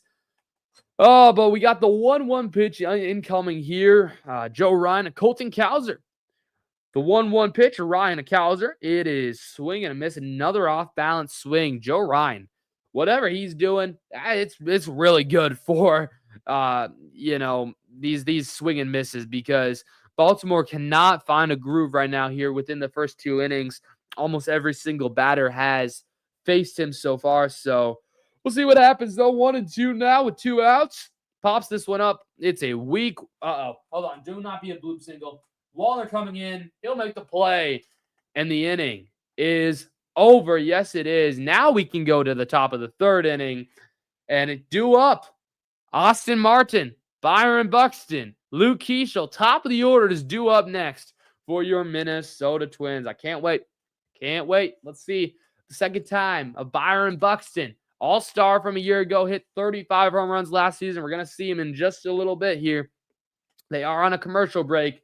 But yeah, vote for who you guys have winning this game in the poll. Feel free to ask me anything, any comments. Just react to the game as well in the comments down below. Sorry, not the comments, the chat down below. Comments is for like my podcast episodes, but no, for these live streams, it's the chat. Appreciate everybody for watching. And if you guys want me to, change the screen up any bit, let me know as well. Oh, dude, it's just baseball's here, guys, and it just puts me in such a good mood. I don't know, it just puts me in a good mood. I don't know what it is, but baseball's really good, guys. Baseball's really good here. Let's, for those who weren't at my pregame show, I'm gonna pull up some of these slides. I don't remember what do I have on here. Okay, no, we're gonna go over here to Byron Buxton stats just because he's due up. In a couple, here's his stats from last season. Byron Buxton hit 264 last season, 35 home runs, 83 RBIs. He struck out 148 times, walked 41 times, an on-base percentage of 327 and an OPS of 878. So there's a look at Byron Buxton's stats as he is going to be hitting very, very soon. It's going to be Austin Martin and then Byron Buxton. So then there's a quick look at some of his stats from last season. Who I've asked this a little bit already, but who are you guys looking forward to the most for this season for the Minnesota Twins? For me, I think it's got to be like Taj Bradley, Luke Keeschel, and Mick Abel. The youth, I want to see what they're here. What happens here is Austin Martin's going to knock this one in. First, again, sorry, hold up. Let me back up. His first hit, the first pitch he sees is going to be what he swings at, and he makes good contact into left field here. So a runner on there right away. Now Byron Buxton is going to be hitting with somebody on already. We'll see if Austin Martin is going to be a little aggressive on the bases. He is definitely fast here. He takes a little bit of the lead. Will he go right away? Who knows? Definitely, looking over. Yes, he goes right away. Let's take. He slides. Is he safe? Yes, he is. That's a stolen base. Austin Martin is safe all day. A good take from Byron Buxton to not offend that or affect that at all. Austin Martin is now on second base. That's a stolen bag. And now Byron Buxton is going to bat with a runner in scoring position. And with Austin Martin's speed, a base hit could probably score a run. So Byron Buxton has a chance to knock in the first run of the game here. Even though he is behind 0-1 here to Rogers. The 0-1 pitch, that's a weak ground ball. Is that going to be a double play? No, it's just going to be a ground out. And Austin Martin is not going to advance. He's going to have to stay at second base. It was kind of played perfectly for that. You couldn't even get Martin to advance. It was played to the shortstop end. So Henderson did look at second first, but then he was ultimately able to throw Buxton out. So Buxton quickly 0 for 2 to start the year. But now we got Luke Keeschel. And how fitting would this be that Luke Keeschel could put in the first run of the year for your Minnesota Twins? I'm hoping he can do that. Again, he hit 302 last season in 50 games towards the end of the season. He's a bright spot, a bright prospect for your Minnesota Twins. And the first pitch to him, always going to be a step off to make sure he doesn't steal and Austin's, he's not going to, he's content. He said, I'm content. I'm not going to steal. He didn't even have a huge lead off of second base. But Rogers was just making sure he was checking in on the runner, as they say, on second base. We'll see if he wants to steal. Try to steal, but who knows here. The first pitch to Keishel, that's a ground ball, but foul, and will be strike number one. That was a changeup. Changeup from Rogers. Trevor Rogers, let's go. Last season, post-trade deadline, he was first in stolen base attempts. As the Twins. So as a team, they were first in stolen base attempts because we were kind of not really playing for anything as that pitch misses, as it's not going to even count at 1-1. We stole a lot of bases. We were like 69 of 73 post-trade deadline because we had just all these young players. So like, what do you do with young players? You steal because they're fast. And Austin Martin was a big part of that, and I'm really glad he made the opening day roster for sure. But here we go. The 1-1 pitch to Luke Keishel here. Rogers to Keishel with Martin on at second base. The 1-1 pitch is a ground ball. Is it going to get through? A sliding stop is going to be dug out, but he is going to be safe. So Henderson digs that ball out. He digs that ball out, a sprawling dive, but is unable to complete this throw with the speed of Luke Keishel. There is now two on. And only one out for Ryan Jeffers. Yeah, Ryan Jeffers, who already has a hit today. And then Wallner, who has a walk. So Twins are moving. Twins have already had 5 base runners within the first couple of innings here. So maybe their offense is coming to life here. The first pitch, that's going to be ground ball. Is it going to be 2 over to second? Return feed, that's going to be a double play. And as soon as I say that, it's a quick double play. Henderson showing off the defense, says, hey, I couldn't get that one. Well, now I got an even better play. A great double play. They go 6, they go 4, they go 3. It's a 6-4-3 double play. Henderson to Bastello, also to Pete Alonso. And we head to the bottom of the third inning. Joe Ryan jogging back out there. Oh, man. Dude, we had 5 base runners. We had 5 base runners in the first 3 innings. Still really good. Buxton, though, 0 for 2. Like, come on, bro. We got to do better than that, I think. We got to do probably a little better than that. But all right. I'm chilling. We're chilling for sure. And they're actually not going to commercial break, which that's great. I love it. I love it when they don't go to commercial break here. They are talking a little bit about Joe Ryan's arm angle. Don't know anything enough about that to talk about it, but I'm also watching the broadcast with the audio off too. So like, I can't hear what they're saying. Maybe I'll turn the audio on in a little bit to get any more info, if maybe. But I think we're fine. I think we're fine for sure. He had the 10th best. What's it called? I'm blanking on the name. Oh man, I completely forgot. Dang it, dude! I forgot what I was saying. I hate when that happens. I absolutely hate when that happens for sure. But here we go. Bottom of the third inning coming up. Let's see who's coming up here. Who's due up? I think Kobe Mayo, Blaze Alexander, and Taylor Ward. So hypothetically, an easier kind of group of Orioles to face, hopefully. So maybe another 1-2-3 inning, possibly. Oh man, I might have to go blow my nose. Boys. Yeah, guys, I think that's what I'm gonna do here. I'm gonna step away for a second. I'm not gonna be too bad. I'm sorry. I gotta go blow my nose. Golly. I'll be back in a second, guys.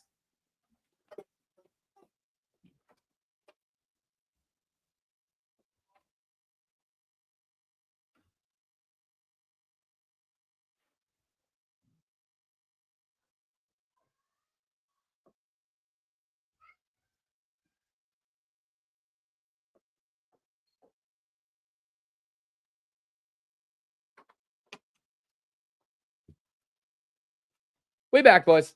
Way back. Sorry about that. Just had to go blow my nose here. And we just missed one pitch. It's just a ball. All right. We're chilling. See, here we go. The 1-0 pitch is going to be in there for a strike here on Kobe Mayo. I believe the Twins had a lot of interest in trying to trade for Kobe Mayo at the trade deadline, even maybe having Joe Ryan involved in that trade package. But ultimately, those teams, nothing worked out as Kobe Mayo fouls that one off to his right. So now 1-2. So again, really another pitcher-friendly count. Joe Ryan's looked really dominant as Kobe Mayo calls for time. He's looked really dominant here these first couple innings, which is great. It's everything. It's everything we've been wanting. At least hey, I'm just saying, can we just get a good, solid win to start the year? Obviously, let's not get our hopes up for a playoff spot, but let's just be decent, right? And let's not be awful, but I think I predict them to be like, I don't know, what's the record we could go what did I say here? Let me go look it up here. As by the way, Kobe Mayo has made this back to a 3-2 count. I don't know how that is humanly possible, but yeah, that happened. I have them going 67 and 95. Did he strike him out? No, he fouled it off. Okay. 69 and 95 is what I have the Twins going. That's what just kind of my prediction. Obviously, and people might say, well, really? Like they look like a legit team. That's only 3 less losses than last year, and we had Pablo Lopez for some of those wins. So that's just kind of where I say things here. That one's crushed. Deep to left field, thankfully foul. Kobe Mayo almost had the first home run of the season. Oh, these 3-2 counts scare pitchers for those reasons, because you don't necessarily want to give a walk up, but if you don't, it's normally going to be something more safer, so you don't give a walk. But here we go. We're going to do the 3-2 pitch yet again here. That one is fouled yet again. Kobe Mayo is having a really, really good, patient, again, kind of similar, mature, kind of similar at bat like we saw Luke Keishel's first at bat. Just patient fouling, working his way into 3-2 count. Just really good. Ryan about to throw his 40th pitch. That one's going to be in there for strike 3. He got him. That looked a little inside, but they call it a strikeout. And that is out number 1. What a pitch. Never mind. It clips the zone. What a pitch. What a pitch from Joe Ryan, who has absolutely... He's been balling today, boys. He has been balling today. Let's go. And now Blaze Alexander. I think this may be one of his first ever MLB games here. I'm not quite sure. Actually, no, never mind. He played in Arizona for 2 years. Acquired from the D-backs in the offseason. 7 home runs last season in 74 games. With the Diamondbacks, hits .230. Last season, 20 extra base hits. I mean, something just kind of, he's a good 9 hitter. He's kind of filling in for Jackson Holliday, who's going to start in AAA on a rehab assignment. But here we go. The 0-1 pitch is fouled quickly. So now it's quickly 0-2. Wow. Okay. I mean, we're moving quickly down the order really quickly. Derek Shelton has, I think done a real good job from spring training. It looks like everybody likes him too, which is like the big thing. Like, Rocco, bless his heart, I just think he kind of lost the locker room. The 0-2 pitch, is that another strikeout? Yes, it is. Oh, Joe Ryan. Joe Ryan performing at an all-star level here to start his 2026. I know it's just one game, but let's enjoy it. Let's enjoy it just a little bit. 2 back-to-back strikeouts. And now the lineup is going to flip over, and it's Taylor Ward, acquired from the LA Angels, or the Angels of Anaheim, as they like to say. He's over 1 today here, and that's a strike number 1. Ward just kind of let that curveball sink right in at 78 miles an hour. 0-1 with a pop-up. Last season, he is hitting .228 with the Angels. Of course, the 0-1 pitch, that's going to be popped up in the air to right field. On the run is Wallner, and he's going to make the play. It would have been fair, too, if he would have fallen. But Wallner's been a really busy boy. And he, but nonetheless, has not made an error whatsoever. And we get through 3. We played 3. We're still scoreless here on opening day. Appreciate everybody for tuning in today here. I'm going to add opening day. Hold up. Opening day. Let's go. Let's see, where does that go? Hold on. Never mind. That's the wrong place to write it. Dang it. I don't know where I write it. Dang it. I was trying to add a title for, how it says keepthescore.com up there? I was trying to add opening day as well, but I don't know. I can't figure out where to put it. Is Royce Lewis going to come up soon? Because I kind of want to look at his stats again. Royce Lewis, he'll be due up fourth, so he could technically come up here in the fourth if everything continues. So let's talk a little.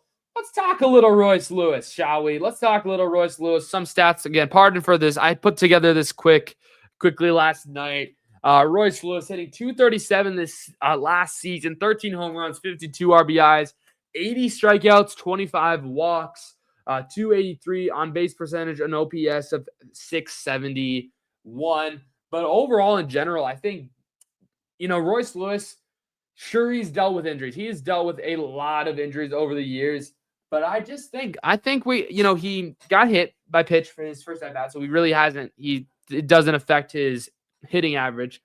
But I think he's going to have a legitimate year. I think he could be a candidate for possibly an all-star candidate. I don't know. Let me know, guys. Rank Joe Ryan, Byron Buxton, and Royce Lewis in order of how likely you think they're going to be an all-star. I think I could consider putting Lewis above Byron Buxton. I don't know.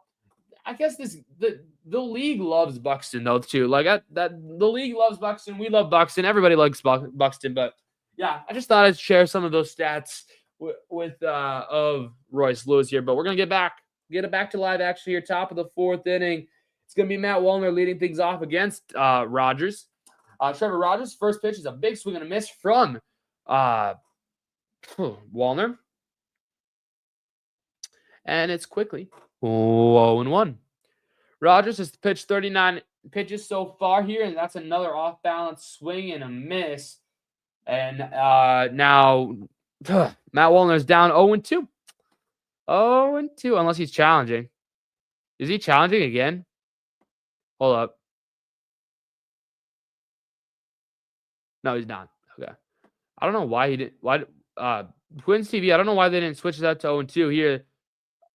Did he go? He did not go. It's going to be 1-2 then. There we go. Perfect.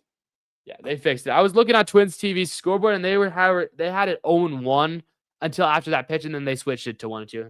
Kind of funny here. The 1-2 pitch is outside. He's working his way down. Again, what did I say? What did I say at the pregame show?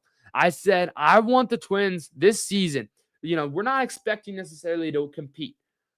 Just be patient, and good things happen to those who wait. As that pitch is high, did it hit him? Did it hit him? No, it did not. But it is going to make this count full. A really good patient at bat. Oh, let's go. I mean, it's really good. Yeah, I mean, the coaching staff is all different too. Except Pete Mackey. I think everybody else is a new coach, which is really cool. It's really cool for sure here. The full count pitch. It's upstairs. That's going to be a walk. Great at bat. Great at bat for Matt Wallner. Patient, letting Trevor Rogers work. And now you got a runner on first base here. Let's go. Let's go, Josh Bell. You couldn't hit first, but can we do it?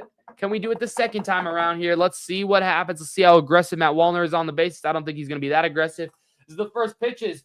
First pitch misses wide left, and it's now 2-0. Sorry about that. Golly. It went 2-0 quickly. It skidded. Sorry. I think my stream link is not the best, not the strongest, so it kind of is jumping around here. The 2-0 pitch is inside. That's ball 3. Really great at bat here. I mean, you're getting into Rogers' head right now, which is absolutely great. You're just patient. You're making him have to force, different things here. 3-0. 3-0 here to Bell. And that is out. Oh, no. Nope. They challenged. They're challenging. He's challenging. He thinks that's a walk. They called it a strike. I think that's a ball. That should be ball 4. Let's see what happens. I think that's going to be overturned, boys. Yes, it is. There we go. Take your base. Take your base, Josh Bell. Good, successful ABS system. It missed the zone by 0.7 of an inch. That's all right. We got the first 2 men on for this inning as well. Man, what are the Twins putting together here? Putting together a nice little first couple of innings of opening day. Let's go. Let's enjoy it while we can, because obviously we know this whole season is not going to be like this. But Victor Caratini steps in here with 2 on, nobody out, and the first pitch is taken right there, right in the middle. A cutter at 81 for strike number 1. Victor Caratini from Houston last season was the backup catcher there, but he also can play a little bit of first base, and that's where he is today. Josh Bell on at first, Matt Wallman on at second. The first 2 men have reached on back-to-back walks, and now here's Victor Caratini, the 0-1 pitch, Rogers to Caratini, and the pitch, did he swing? Yes. No, he didn't. He held back. Okay. He held back. Good, strong arm there by Caratini to hold back, and on deck is Royce Lewis. Just saying. Y'all know what that means, but on deck is Royce Lewis. He'll maybe have a good chance here, but the second pitch there is grounded. This could be trouble. Over to 1, return feed, double play. The Orioles turn their second double play of the day. So now there are quickly 2 outs, shockingly, but Matt Wallner is going to advance to third base. So Royce Lewis will still have a chance. He will still have a chance for to drive in the first run of the Minnesota Twins season. Hopefully, let me know in the comments. Let me know in the chat. Does he do it? We find that out right now. He was hit by a pitch the first plate appearance here, and the first pitch is taken low. Good take for Royce Lewis. Count is now 1-0. Lewis to Rogers.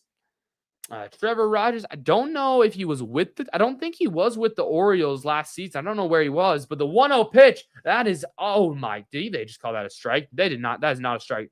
There is no way. Oh my gosh. I do not. Okay. That's crazy. I would have given that a little head bop there, but anyway, it's 1-1 here. The 1-1 Rogers to Lewis is going to be sky to right. Is that going to fall? It's a little too high. In the sun, he makes the play, and there's the inning. So the first 2 get on via walks, but then a double play and a fly out, and the Minnesota Twins leave yet another runner in scoring position. Thank you guys so much for watching here. We're going to head to the bottom of the 4th inning here. Hopefully, Joe Ryan can lock in and continue to provide some good pitching. As long as we don't, let's just avoid our bullpen at all costs. I don't care if our starters pitch 7 innings or 8 innings. Let's just not have our bullpen pitch whatsoever. But I don't know, what Derek Shelton's going to do. Like, Rocco Baldelli, what he would do a lot, and, if you're a Twins fan, you can probably testify to this. He would basically only allow pitchers to throw 5 to 6 innings. And then you have your bullpen 7, 8, and 9, or 6, 8, and 9. And it's just that did not work, even if you had a strong bullpen. I hope Derek Shelton lets our pitchers, if they're playing well, just let them pitch until they're tired. Have them pull themselves out towards the 7th inning or something. But again, let me know your guys' thoughts on that for sure. I would like all of that for sure. All right.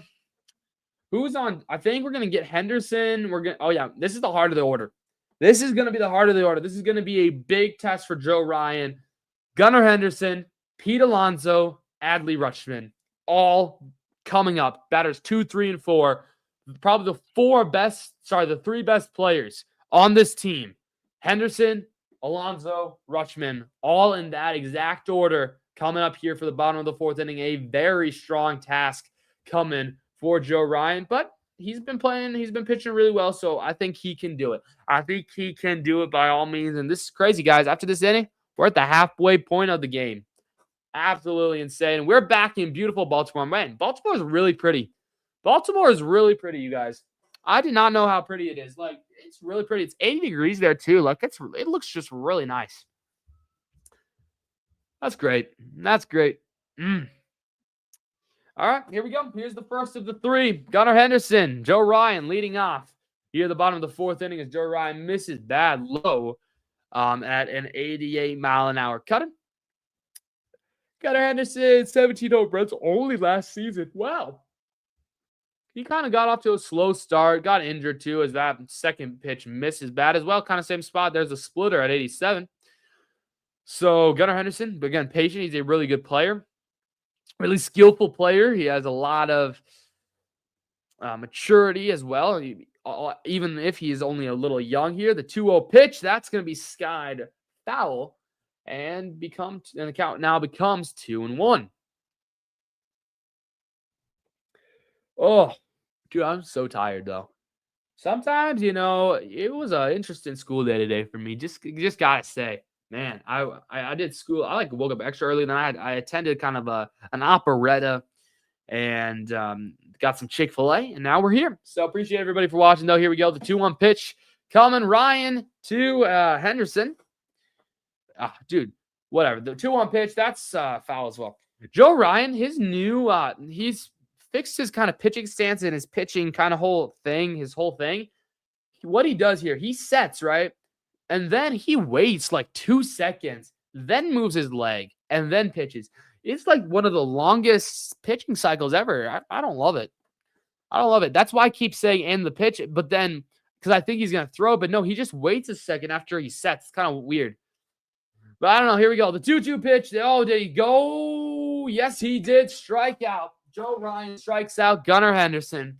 Oh, my. Joe Ryan. How many strikeouts is that? How many strikes? Is that 5 or 6 strikeouts, man? Joe Ryan. He's embracing this opening day start, bro. Oh, he is embracing this. He's looking really good. I don't know how many strikeouts that is yet.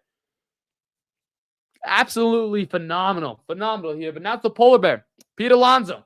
And the pitch. Oh, that's a big swing and a miss. He wanted that.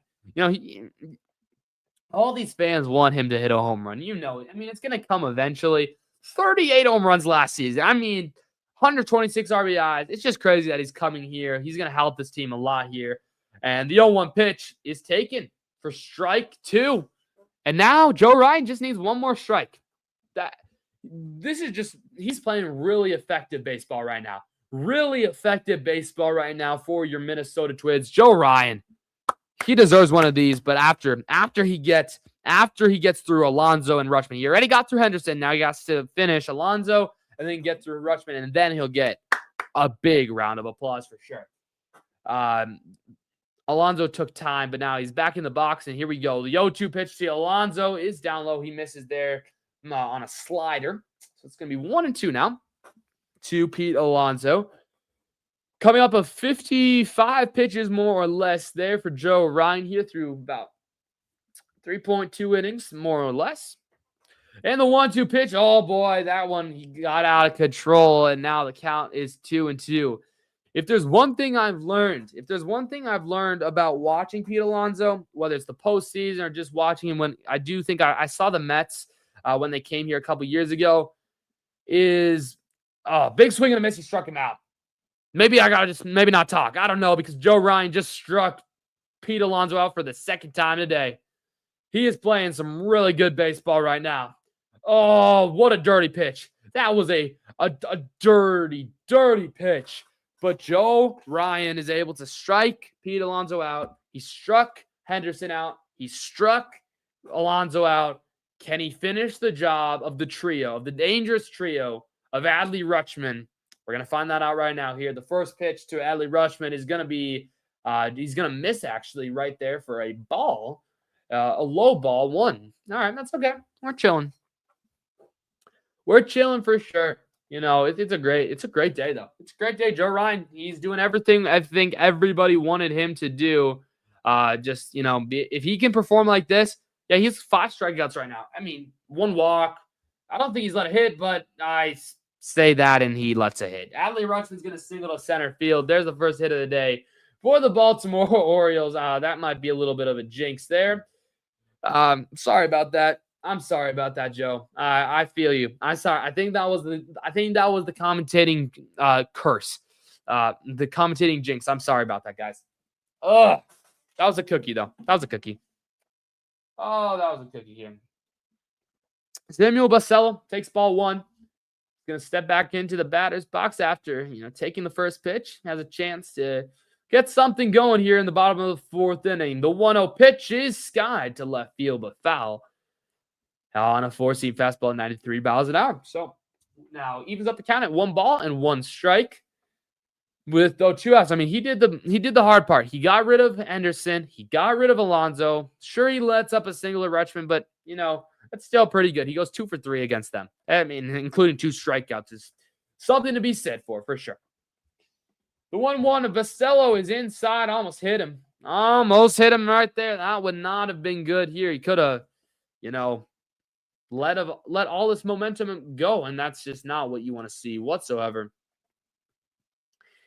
But it is what it is. 60 pitches for Joe Ryan here through 3.2 innings. He's going to set the windup. The 2-1 pitch with one on. Oh, it's a check swing. Not a check swing, a look over at first base. He pitched out all the way to first. He was taking a little extra long there, and Rutschman saw it and was able to glide back into first base safely. I do not know why I'm yawning so much. Maybe I should have some coffee or something. I don't know. Rutschman doesn't have a huge lead as that pitch is fouled off. Evens up the count at 2 balls and 2 strikes. And now Ryan is just just 1 strike. That's all he needs. 1 strike to get out of this inning. Will he get it? Let me know. Here we go. We're going to watch. Coming up of his 62nd pitch of the day. 62nd pitch of the day. The count is 2 balls and 2 strikes with 1 on and 2 outs. Joe Ryan. Can he get through 4 scoreless innings here on opening day against Samuel Basello? The 2-2 pitch. He struck him out, but wait. He's going to challenge. For the meantime, it's a strikeout. I think he's challenging. Wait, what? Nope, he's not going to challenge. Okay, that's a strikeout. Yes, he did. He struck him out, boys. Let's go. Oh, wait. Yep. Oh, no, they did the ABS system, and it was a strike. Wow, let's go. Dude. Okay, here we go. I said Joe Ryan deserved one of these. He got out of the inning. Where's my applause?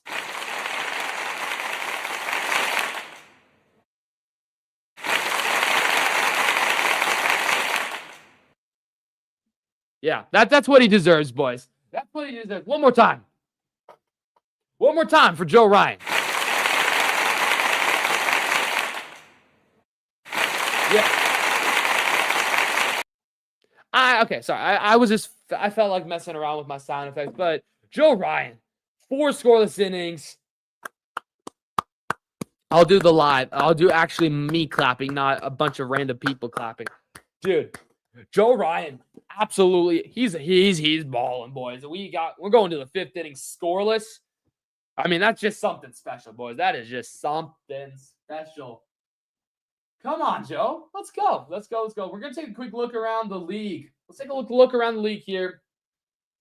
Let's get ESPN. I think ESPN is always the best kind of to do so.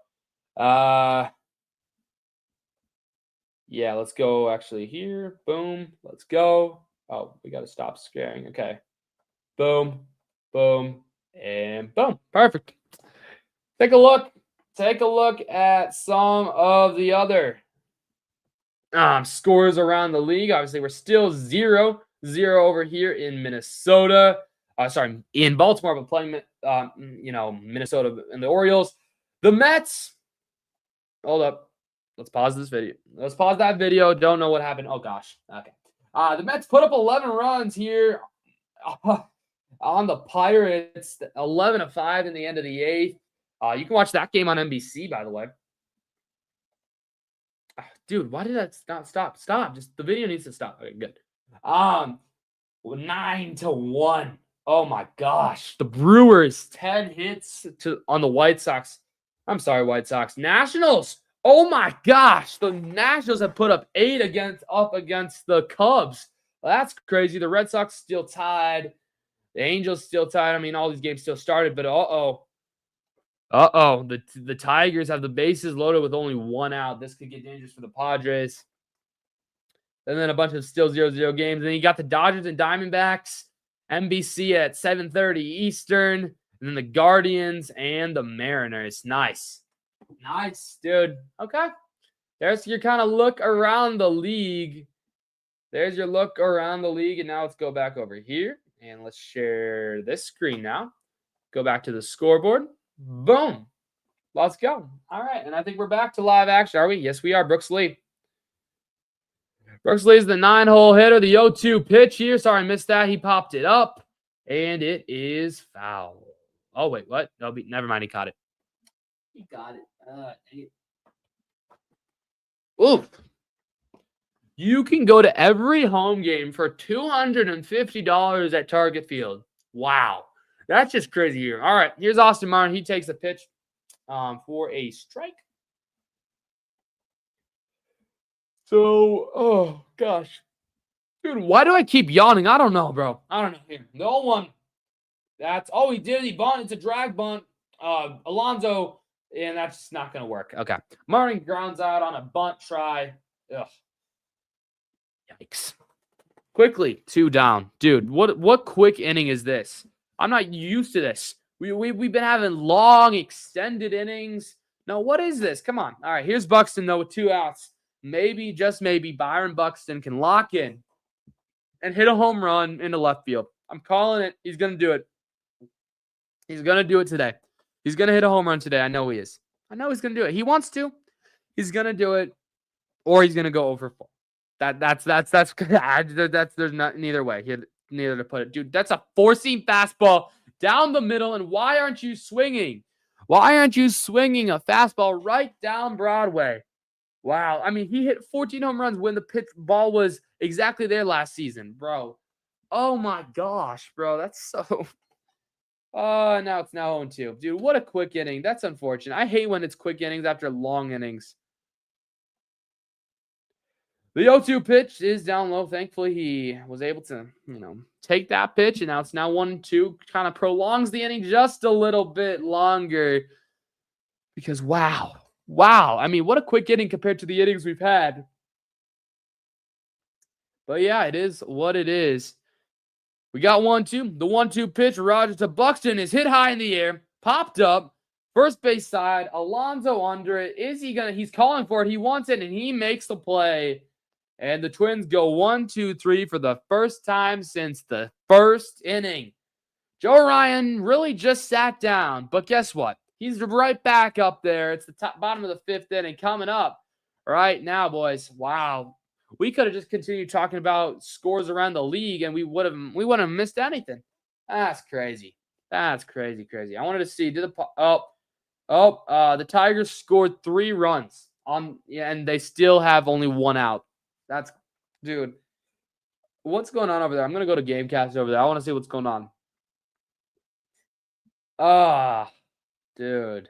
Do I have any Tiger fans? Any Tiger fans in the chat? Let me know.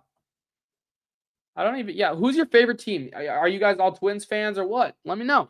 I see you guys watching. I appreciate you guys watching, but where are you guys tuning in? Yeah, so it's still top of the first inning. 1 out. Second and third. Oh, never mind. They just got another run. It's 4-0 now. Tigers are going to be good this season, guys. Tigers are going to be good. Oh, my goodness.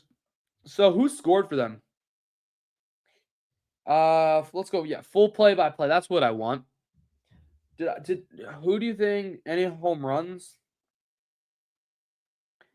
So, Carpenter struck out to start the game. Then Torres walked. Keith singled to left, and Torres went to second. Green walked. So then, the bases were loaded. Torkelson actually walked, and that's how they scored their first run. Then McKeagle double to right, which scored 2 runs. And then Dingler scored single to left, and then Torkelson scored. So it's 4-0 with only 1 out. Only 1 out is crazy. Absolutely crazy. But you know what also is crazy? The fact that Joe Ryan has absolutely been destroying these Baltimore hitters. Like what? 6 strikeouts in 4 innings, 1 hit, 1 walk. Absolutely crazy as they take a big swing and a miss for strike number 1. Oh, dude. Wow. Oh, so by the way, Baltimore did lose an ABS system with that last challenge, so they only have 1 left. The Twins have 2 still remaining, and they're 1-for-1 today. I believe in spring training hold on, there's a ball. I believe in spring training, the Twins were one of the best teams using the ABS systems. Like, they rarely lost a challenge, which is absolutely insane. Absolutely insane for sure. The 1-1 is hit in the air. Is that going to be a single? No, it's going to be Lee coming in, and the shortstop, he's going to make the grab. Let's go. Quick, easy out there. Let's go. And there's out number 1. All right. We chilling, bro. Oh, we got another vote. We got another vote in the poll. And now, all stream, the Twins have been favored to win via you guys watching. It was 60-40. It was 100% to 0%. But it is now, with the latest, vote, it is now 50-50. So go vote for which team you think is going to win today. I initially thought the Orioles were going to kind of beat the Twins pretty easily. But this has been a crazy game. And then the Orioles, another vote just came. The Orioles have taken the lead with 57% here. The 1-0 pitch is a big swing and a miss from Cowser. And so now it evens the count at 1 ball and 1 strike. 57% for the Orioles, 43% for the Twins. Continue to vote, boys. Thank you guys for watching. Appreciate everybody for watching here. Big swing and a miss from Cowser. So now it's 1-2. I think the one thing is, if the Minnesota Twins could have just scored 1 run off of so many, they have left so many batters on that, the only reason, that's the only reason, the pitching has been great. The offense is just it's been a bit of a problem. That's all I'm trying to say. The 1-2 pitch, ground ball, is going to be foul. Okay. I was kind of wanting a nice little play from Keishel, but no, this just goes foul. We got 2 votes. Let's go. Still 57-43 in favor of the Orioles. Actually, you guys can see too. Wait, what am I saying? You guys can see these votes too. It's because it's in the chat, right? I think so. It's 1-2 with 1 out. Yeah, that's correct. We'll see though. You guys, how many strikeouts? Over under 10 strikeouts for Joe Ryan. He's at, I think, 6 right now at 69 pitches. So maybe we only see him for 1 more inning too. I don't know. But then that's when the nightmare comes. I guarantee the bullpen gives up 2 or 3 runs there. That's just what I'm saying here. The 1-2 pitch is a big off balance. There's strikeout number 7. Joe Ryan is absolutely insane. He's just throwing curveball, slider, fastball. I don't even want to know. All I know is I don't want to face him right now, because the amount of off-balance swings we have seen from the Baltimore Orioles have been unreal. It's just crazy. And now this is where you wish your offense could just score, because we could have won easily as that pitch misses up high, ball 1. By the way, it's Kobe Mayo at the plate, who did work a nice little count out last time. For sure, he had a really good at bat. Even though he was the strikeout victim, but still, he takes the strike right down the middle. That's just this is the thing. You don't know. Is it going to be off speed? Is it going to be a fastball? I don't know. So this is why they're taking these pitches down the middle. It's Joe Ryan, really smart. This pitch, he's really, that pitch is fouled back and we're 1 strike away from another strikeout. It could be 8 strikeouts, I believe. Slider, 4-seam, slider, 4-seam, 4-seam, slider, 4-seam, 4-seam again, slider. They're talking about the last at bat against Colby Mayo. They did a bunch of slider, fastball, and then to strike him out, it was I believe a sinker or a splitter. We'll see what he does here. The 1-2 pitch misses. It was a 4-seam fastball that time. And it's going to be 2-2. I think you go off speed. I think you go curve. I say you go curveball or a sinker. I don't know if he throws a sweeper. That could be interesting. But something off speed here. The 2-2 pitch is in the dirt. It was a curveball. And now it's 3-2. Now you kind of have a lot of freedom. Colby Mayo is also not the fastest batter also. So it's not that worst thing if you walk him too. Obviously, you don't want that for the stat line and for your team, but it's not the worst thing to place in the back of your brain. But I think he goes, what do we think? Do we think curveball again or fastball? I don't know. We'll see. Here we go. The 3-2 pitch that's going to miss. That's going to be ball 4. It was a fastball. It missed just a little bit. He says, okay. He literally shrugged and said, okay. He legit said that. Dude, that's great. said, okay, I'm okay with that. We're chilling. You even now have a force out at second base too. It's great. And you got Blaze Alexander coming up here for the second time today. And then, after this, the lineup will flip over for the third time. Blaze Alexander over one with, guess what? A strikeout. Dude, I think almost everybody has been a strikeout victim. Almost everybody's been a strikeout victim here. But here we go. Blaze Alexander. Oh, they're going to steal. Pitch out. Oh, no. It's in the outfield. It's in the outfield. Oh, no. Oh. Ryan Jeffers threw that ball away. Oh, dude, he's all the way at third. He's all the way at third now. There's the error we were waiting for. There's the error we were waiting for. A strong throw. Lee couldn't dig it out. Keishel couldn't save it from going wild. Buxton has to come in and throw it. Mayo, not just second, but he also goes to third. Wow. Oh, one hit now gives them the lead. What a change of events, though. What a change of events here. Oh, my gosh. Are they going to – is that an error, though? Like, I don't know. I don't know if they're going to award that an error. I don't know. All I know is it's 1-0 with somebody on. That is a big swing and a miss. You got it. Now a ground ball could score. It could score a run. Oh, dude. No. We were playing so well. They were playing so well, and now it could be all 4-0. Still one ball, still one strike. As they take time. Again, appreciate everybody for watching. I don't think I've had this many viewers stay concurring. Like, I've had like a bunch of people at once, but then they kind of leave. I appreciate everybody. Like, I've had like 7 to 8 people in here the whole time. And I mean, people, keep coming in and out, which is great. Thank you guys so much.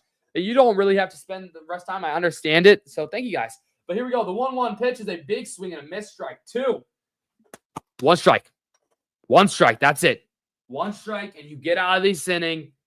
And basically the hitters that have hit well, Keishel, Jeffers, Wallner, they're all up next here. So hopefully you can get out of this jam with 2 outs. Somebody on it, Mayo on at third base, 2 outs. Still in a tie game. 1 ball. 2 strikes is the count. Ryan to Blaze Alexander. Here we go. The pitch is outside. No, it was so close. It was so close. It's ball 2. Oh, it was close.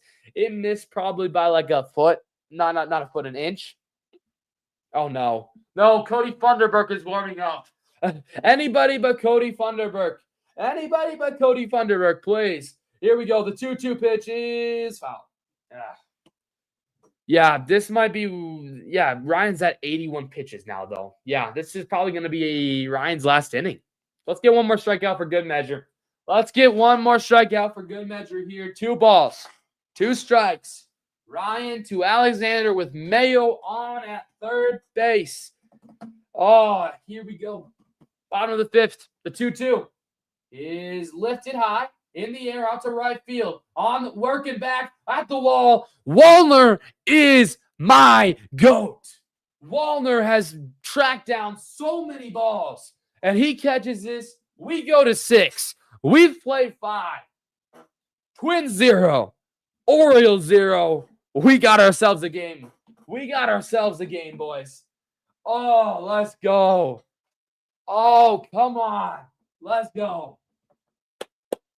Wallner. Let's go. Ryan. Let's go.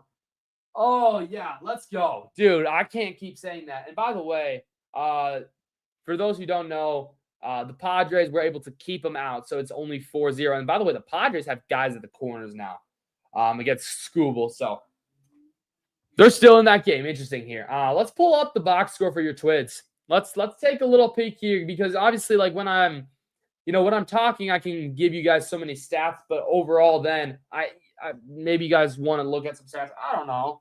Let me know also, like, if you want stats on the screen, if I could try to figure out how to do that. I'm not totally sure. But I'm just really, really shocked of how competitive this game is. Like, we're close too. It's so close. This is great though. This is for sure. This is really great. Are we going to slide it down? I think, yeah, there we go. We're going to slide it down, and then we're going to share this part of the screen. Let's go. Oh, why is it loading so long? Why is it loading so? There we go. Perfect. Yeah, so Keishel, Jeffers, Wallner due up. 2 walks for Wallner. 1 for 2 is Jeffers, and then 1 for 2 is Keishel. Could be really good. Could be really good for sure here.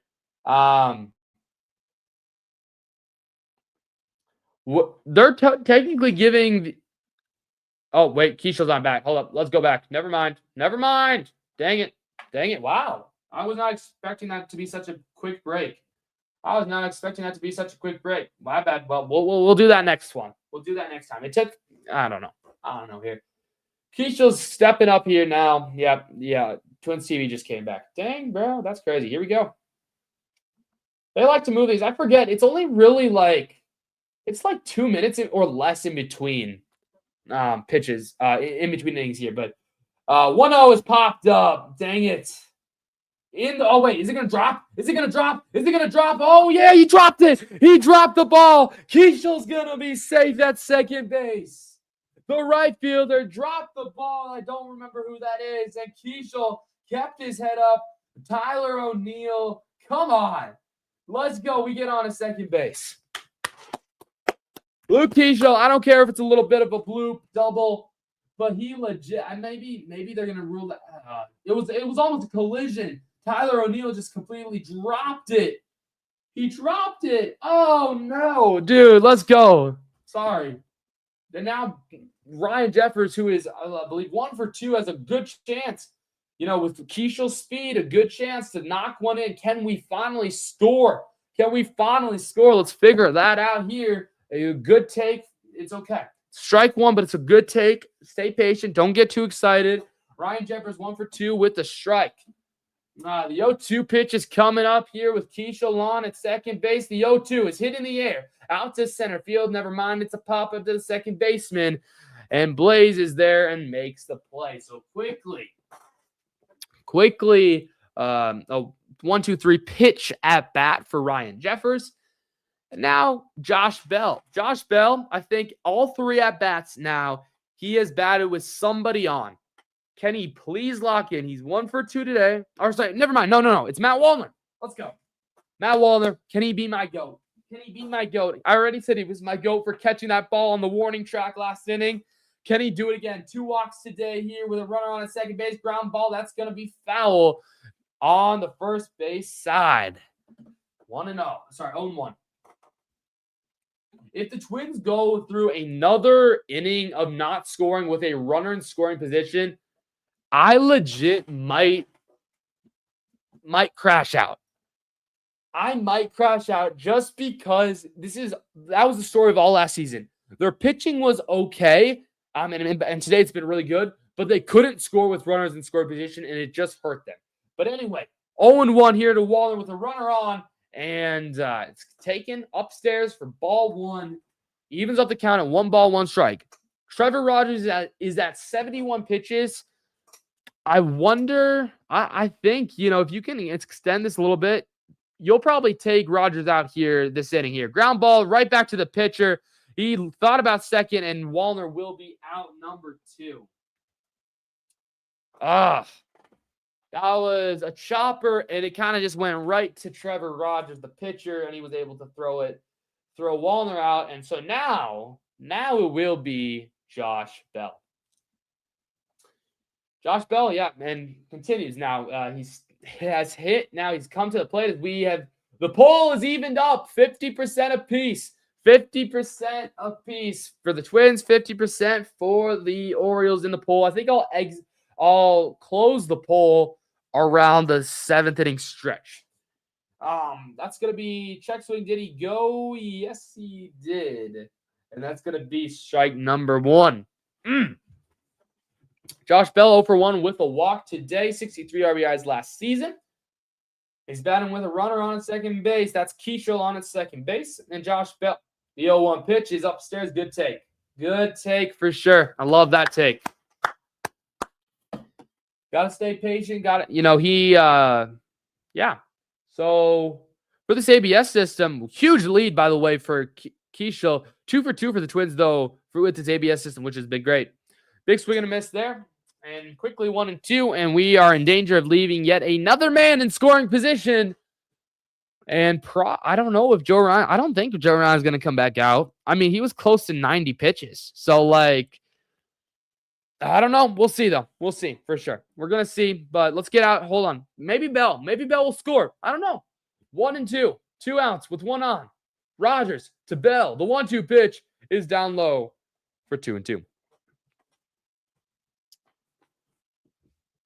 Maybe no. I think I'm gonna close the poll at the end of this at the end of the 6th inning, because then that gives kind of 3 clutch innings to see. But let's just because then I feel like towards the end of the game you kind of have an idea, but who knows? We'll see. The 2-2 pitch is way upstairs, and hold up, maybe Josh Bell is gonna work something out. Maybe he's worked something out. He's worked his way into a 3-2 count. What if Josh Bell delivers the first home run of the Twins 2026 season?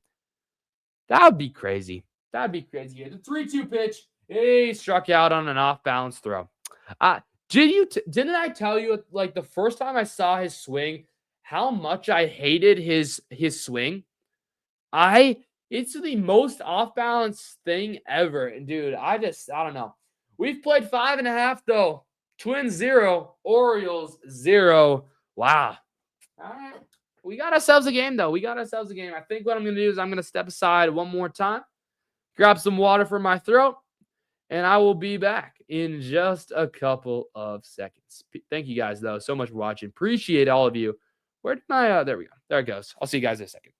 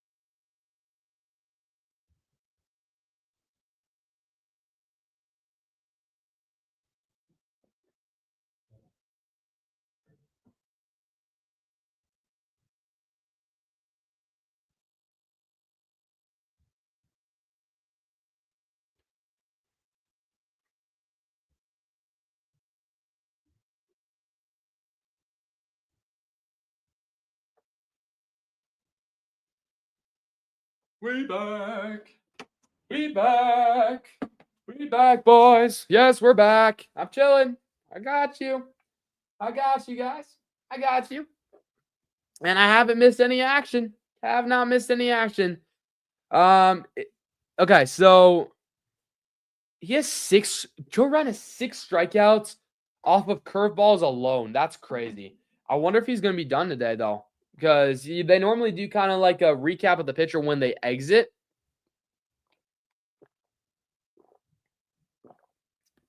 But sorry, nope, he's going to come out there. So he's at 82 pitches.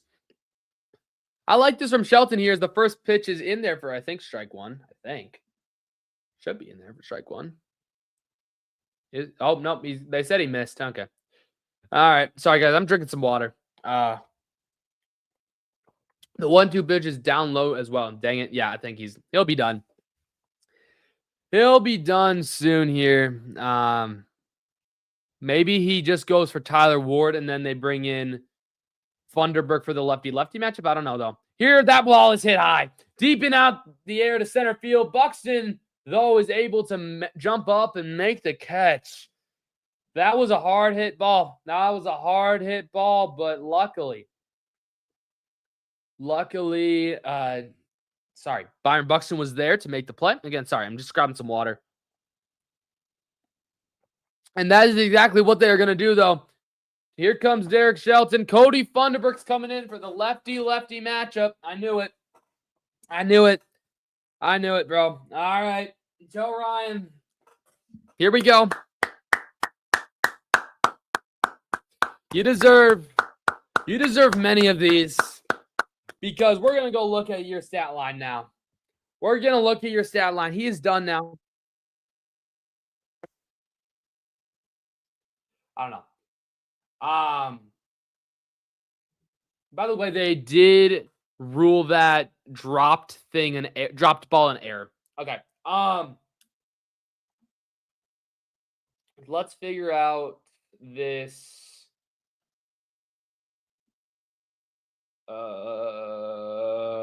Yeah, stat line. That's right. All right, thank you. Minnesota box score. Joe Ryan, 5.1 innings pitched, gives up only 1 hit, 0 runs, 2 walks, 7 strikeouts in 85 pitches. Great performance overall. This is what we needed. This is what we needed, boys. This is what we needed. But now here we go. The bullpen. This is what we need to see. This is the biggest question mark, right? The biggest question mark of the entire Twins team is their bullpen. How good can their bullpen be when your starters leave the game? Dude, I don't want to know.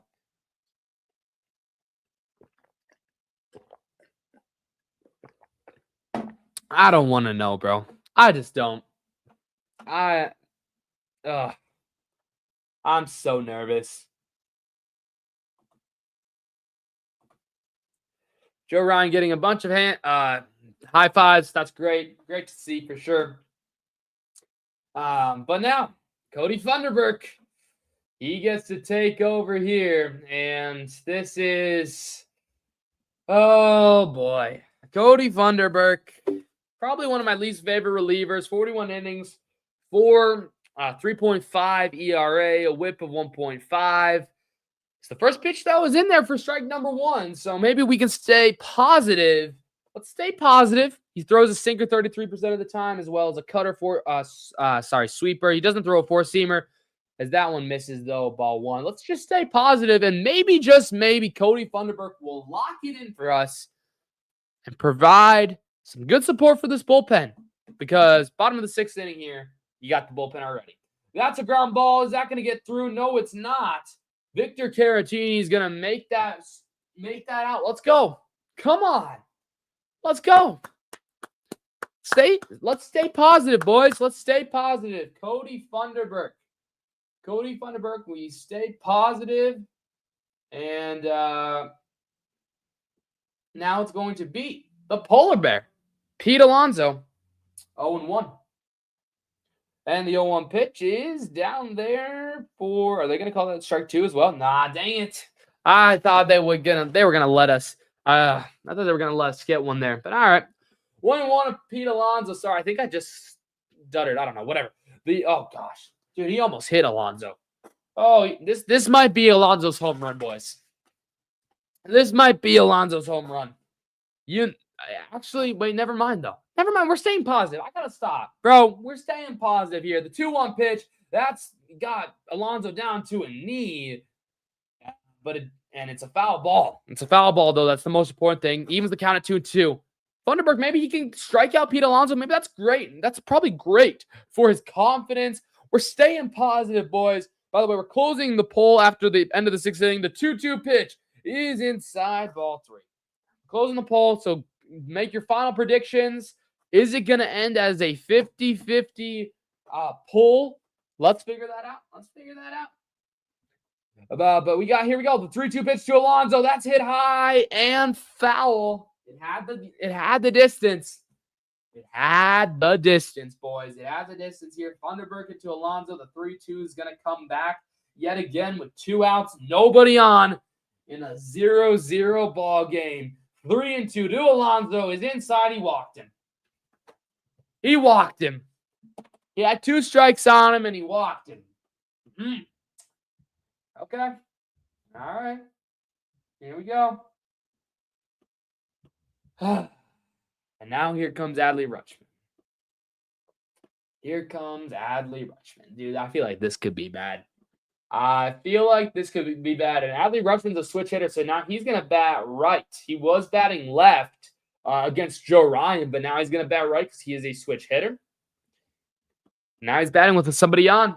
Adley Rutschman, 9 home runs last season. Kind of a down year, but his first couple seasons were really good. Joe Ryan, all he can do now is sit in the dugout and watch. And the first pitch, did he hit him? Oh, don't tell me he hit him. No, he did not. Okay, thank you. Thank you. Did not hit him. That's good. Good. Let's just make sure we don't hit people. That's pretty. Ooh. Oh, okay. I mean, Rutschman's not complaining, so he probably didn't get hit, but that was close for sure. Oh, he misses inside again. Did he miss inside again? No way they call that a strike. Yeah, no way they're gonna call that one a strike. All right, but here's also the thing: the Orioles only have one challenge left too, so they're gonna try to be patient on those challenges as well. Here, that's a strike right down the middle. Vanderberg, cutter at 93 miles an hour. He's one strike away from getting out of this inning, having to face Alonso, Rutschman, and Henderson. The big three, as I like to call it. Maybe Vanderberg, this could be great for his confidence. The 1-2 pitch against Rutschman is ground ball. Is he going to get through? No, it's Lee. He's just going to take the force out, and the inning has come to a close. We've played 6. We're closing the poll. We're closing the poll. We've played 6. It's still scoreless. We end the poll. The poll winner, undecided. Undecided poll winner, as it was 50-50 with 8 votes. 4 people thought the Orioles. 4 people thought the Twins. And, yeah, that's just all it's going to be. That's incredible. Incredible for sure. So, yeah, I mean, it's too close to call right now. So, dude, wow. I was not expecting that. I was definitely not expecting that for the poll to be 50-50. I thought we'd have somebody, but nope, it was 50-50. That's pretty cool. That's pretty cool because it's a sign of a good game, right? It's a sign of a good game. I'll take a look at some stats. Austin Martin's 1 for 3. Buxton's 0 for 3. Keisha's 1 for 3. Jefferson's 1 for 1. Bell is 0 for 2. Caratini's 0 for 2. Lewis is going to lead the 7th inning off. He's 0 for 1 with a hit by pitch. Brooks Lee 0 for 2. And then that's it. Joe Vanderberg goes 0.2 innings, 1 walk. He does, allow a walk. And just throws about 14 pitches, which is great. And 8 of those are strikes. Let's go. Really good. Really good for Cody Vanderberg.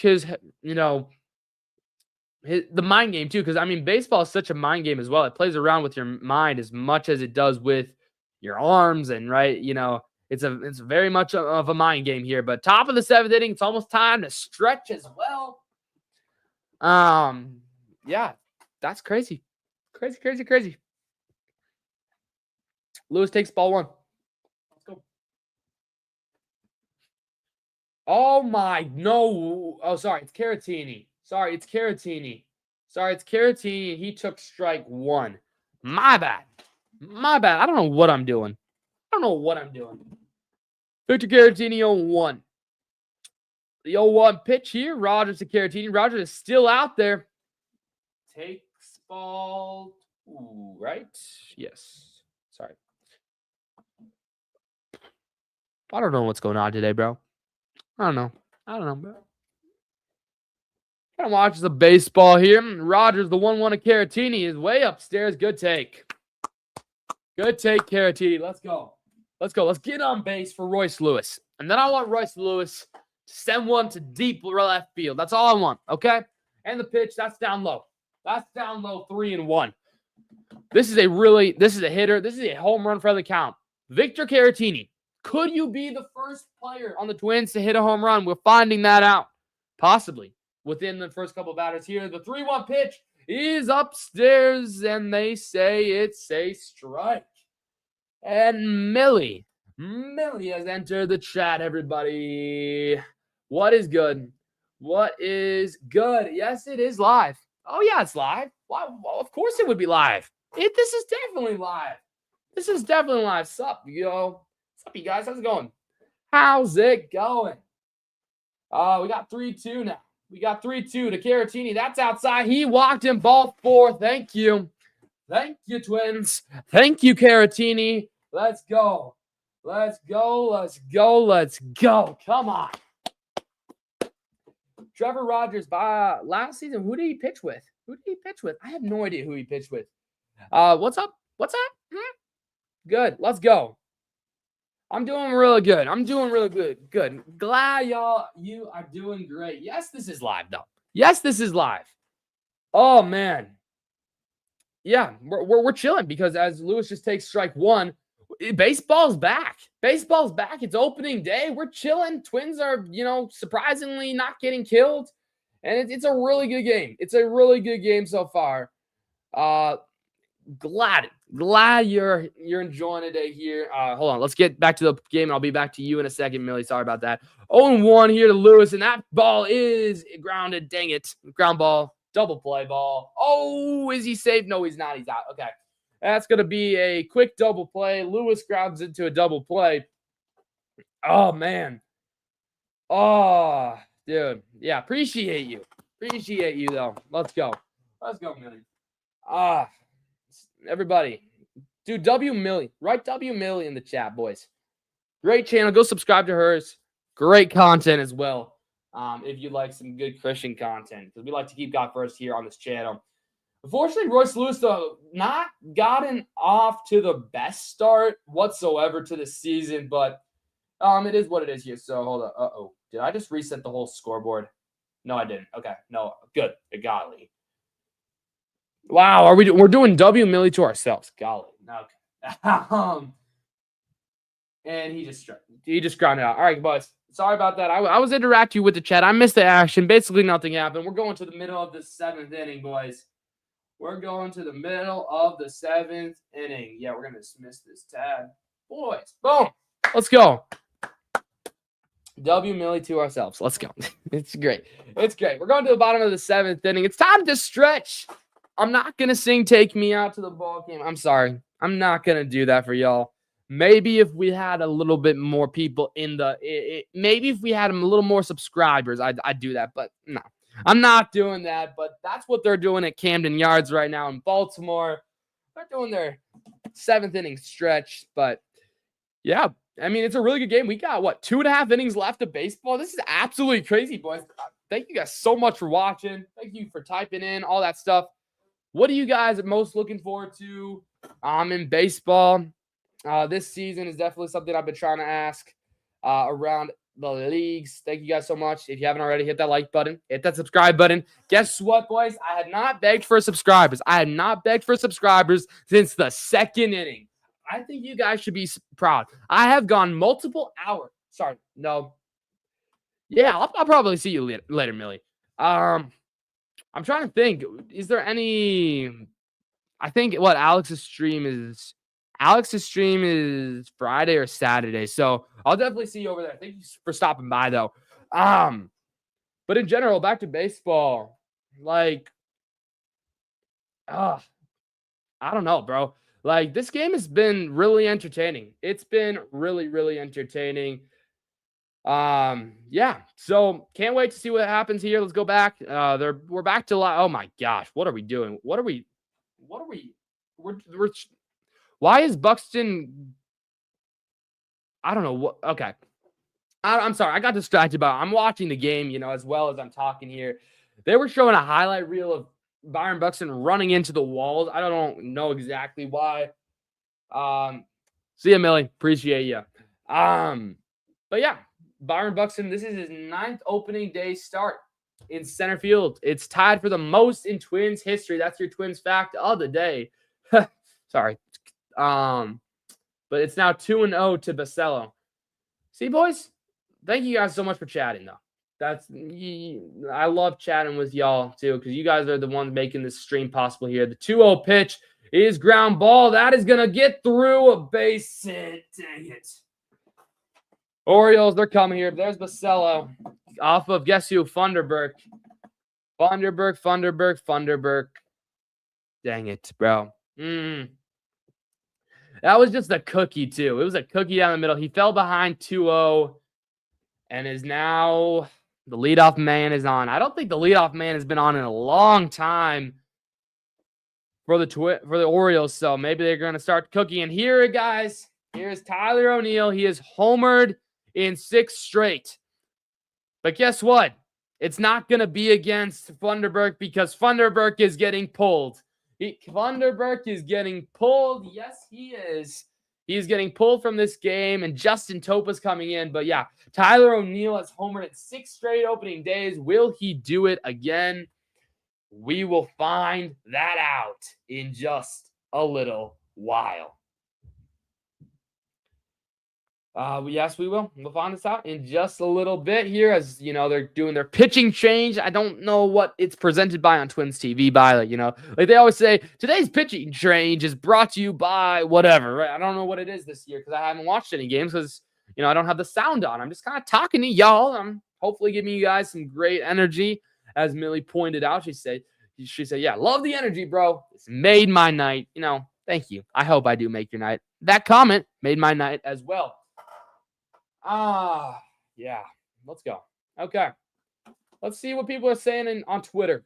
That's always the best place to go when you're kind of, in the middle of somewhere and you don't know what to do. Let's see what people are saying on.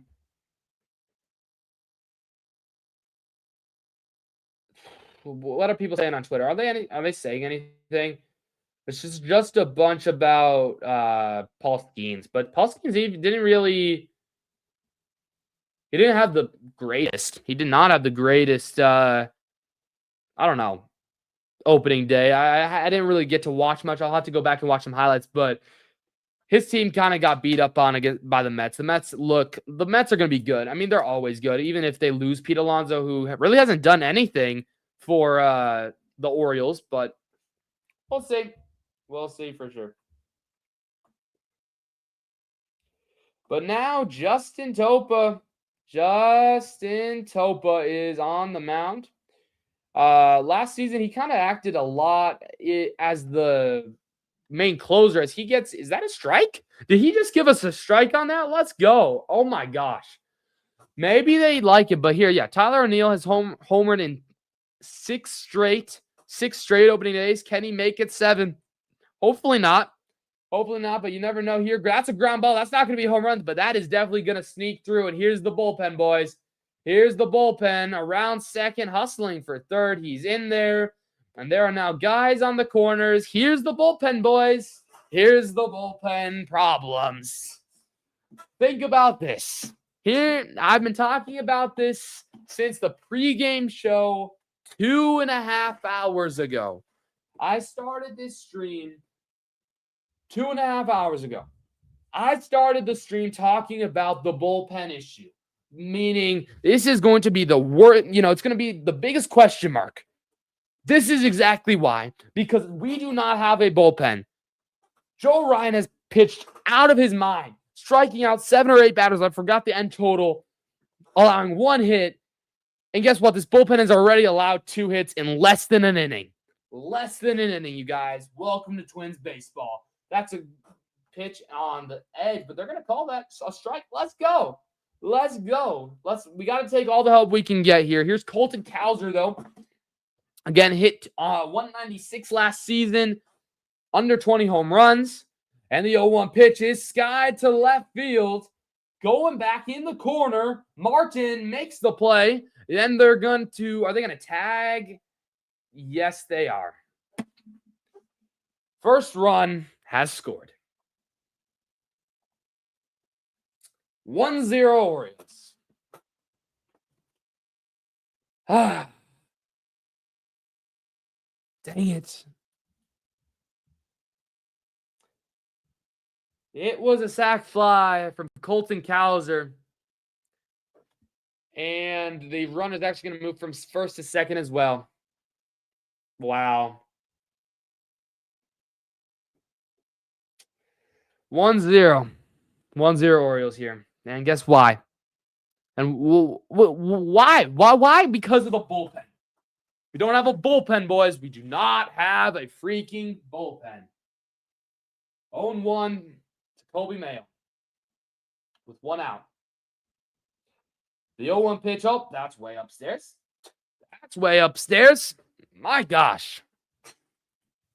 This is what exactly all Twins fans have been, we've just been terrified of. We've been scared of this. We've been dreading this. The 1-1 pitch, though, is skied. Oh, gosh. High in the air. Center field. Buxton's coming. Never mind Martin. Martin. It's going to be Buxton making the grab. Thank you. 2 outs. Buxton makes the play. And there's 2 away. Only down 1. Boys. They're only down 1. Here in the bottom of the 7th inning, Cody Funderburk is going to probably be responsible for their run, even if he wasn't even pitching. So I think it's going to be an earned run on Cody Funderburk and just a run given up by Justin Topa. So Topa against Alexander, the 9-hitter, is going to miss in there, ball 1. Man, oh man. Bullpen, oh bullpen. Wait, what bullpen? Yeah, because we don't have a bullpen. We do not have a bullpen, and this is a problem, boys. It is a problem. The 1-0 pitch to Alexander's in there with a slider for strike 1. So 1-1. Let's go.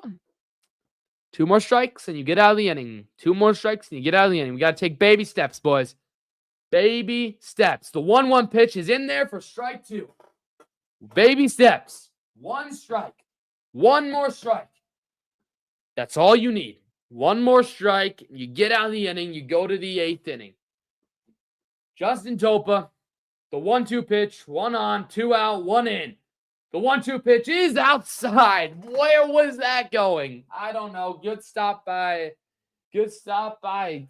Jeffers for not allowing that to be a wild pitch. Taylor Rogers, left-hander in the Twins bullpen, not to be confused with Trevor Rogers, who is pitching for the Orioles. The 2-2 pitch here, it's a ground ball up the middle, base hit. Is he going to go around? He's rounding third. He's going to come home, and the bullpen has given up. Guess what? 2 runs in the 7th inning. 2 runs in the 7th inning. It's 2-0. It's 2-0 Orioles. Dang it. What bullpen? This is what we were saying. What do you mean bullpen? We just have people that can throw a baseball. Oh my gosh. Oh my gosh, bro. Oh my gosh, Pete Mackey. Pete Mackey's going up. Going to the mound. They're going to have to talk things over.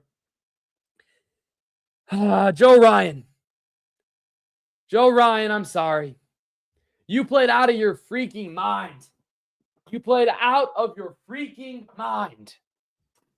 And then what's going to happen almost every single game, I guarantee it.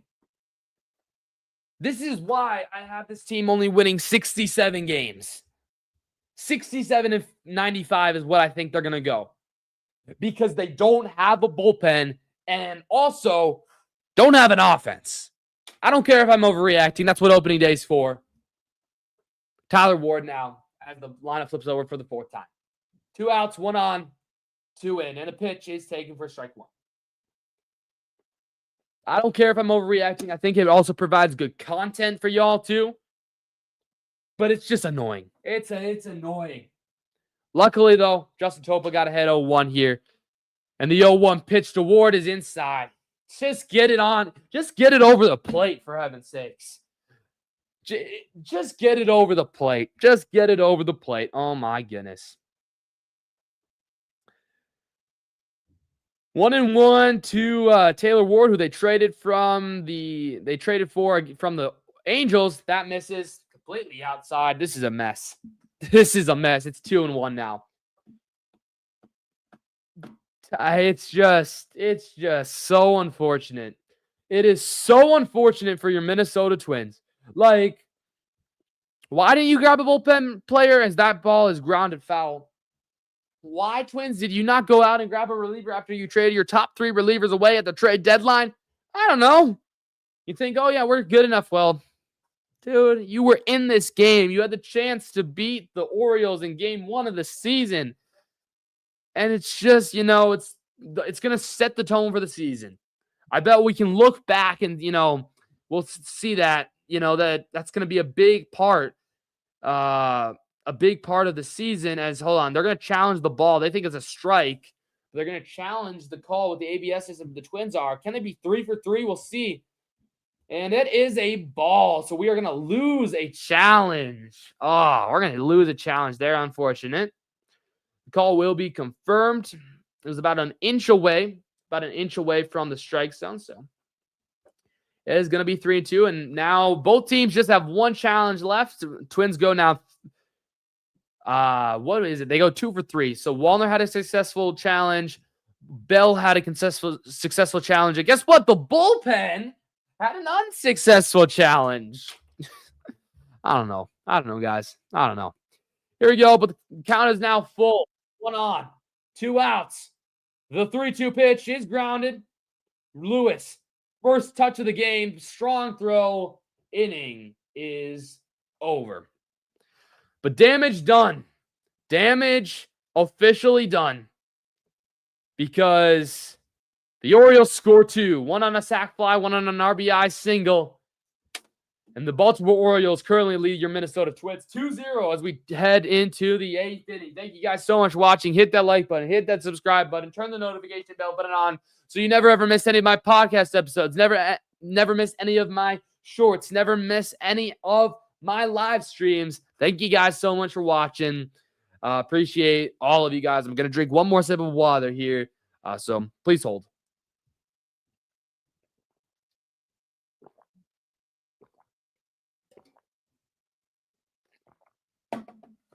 Thank you guys. That's much better. Sometimes when you're talking for a while, you need water to, my throat gets dry. So that's all. That's all. Okay. And I'm also wanting to stay healthy and hydrated. But back to the bullpen. What I was trying to say back then, I don't know if it was a little confusing, is the way that this season is going to start. You're going to most likely now lose this game. And you're going to say, you had an excellent all-star performance from Joe Ryan. Sure, the offense could have been better, but you were in this game and you were just 1 hit away from taking the lead, right?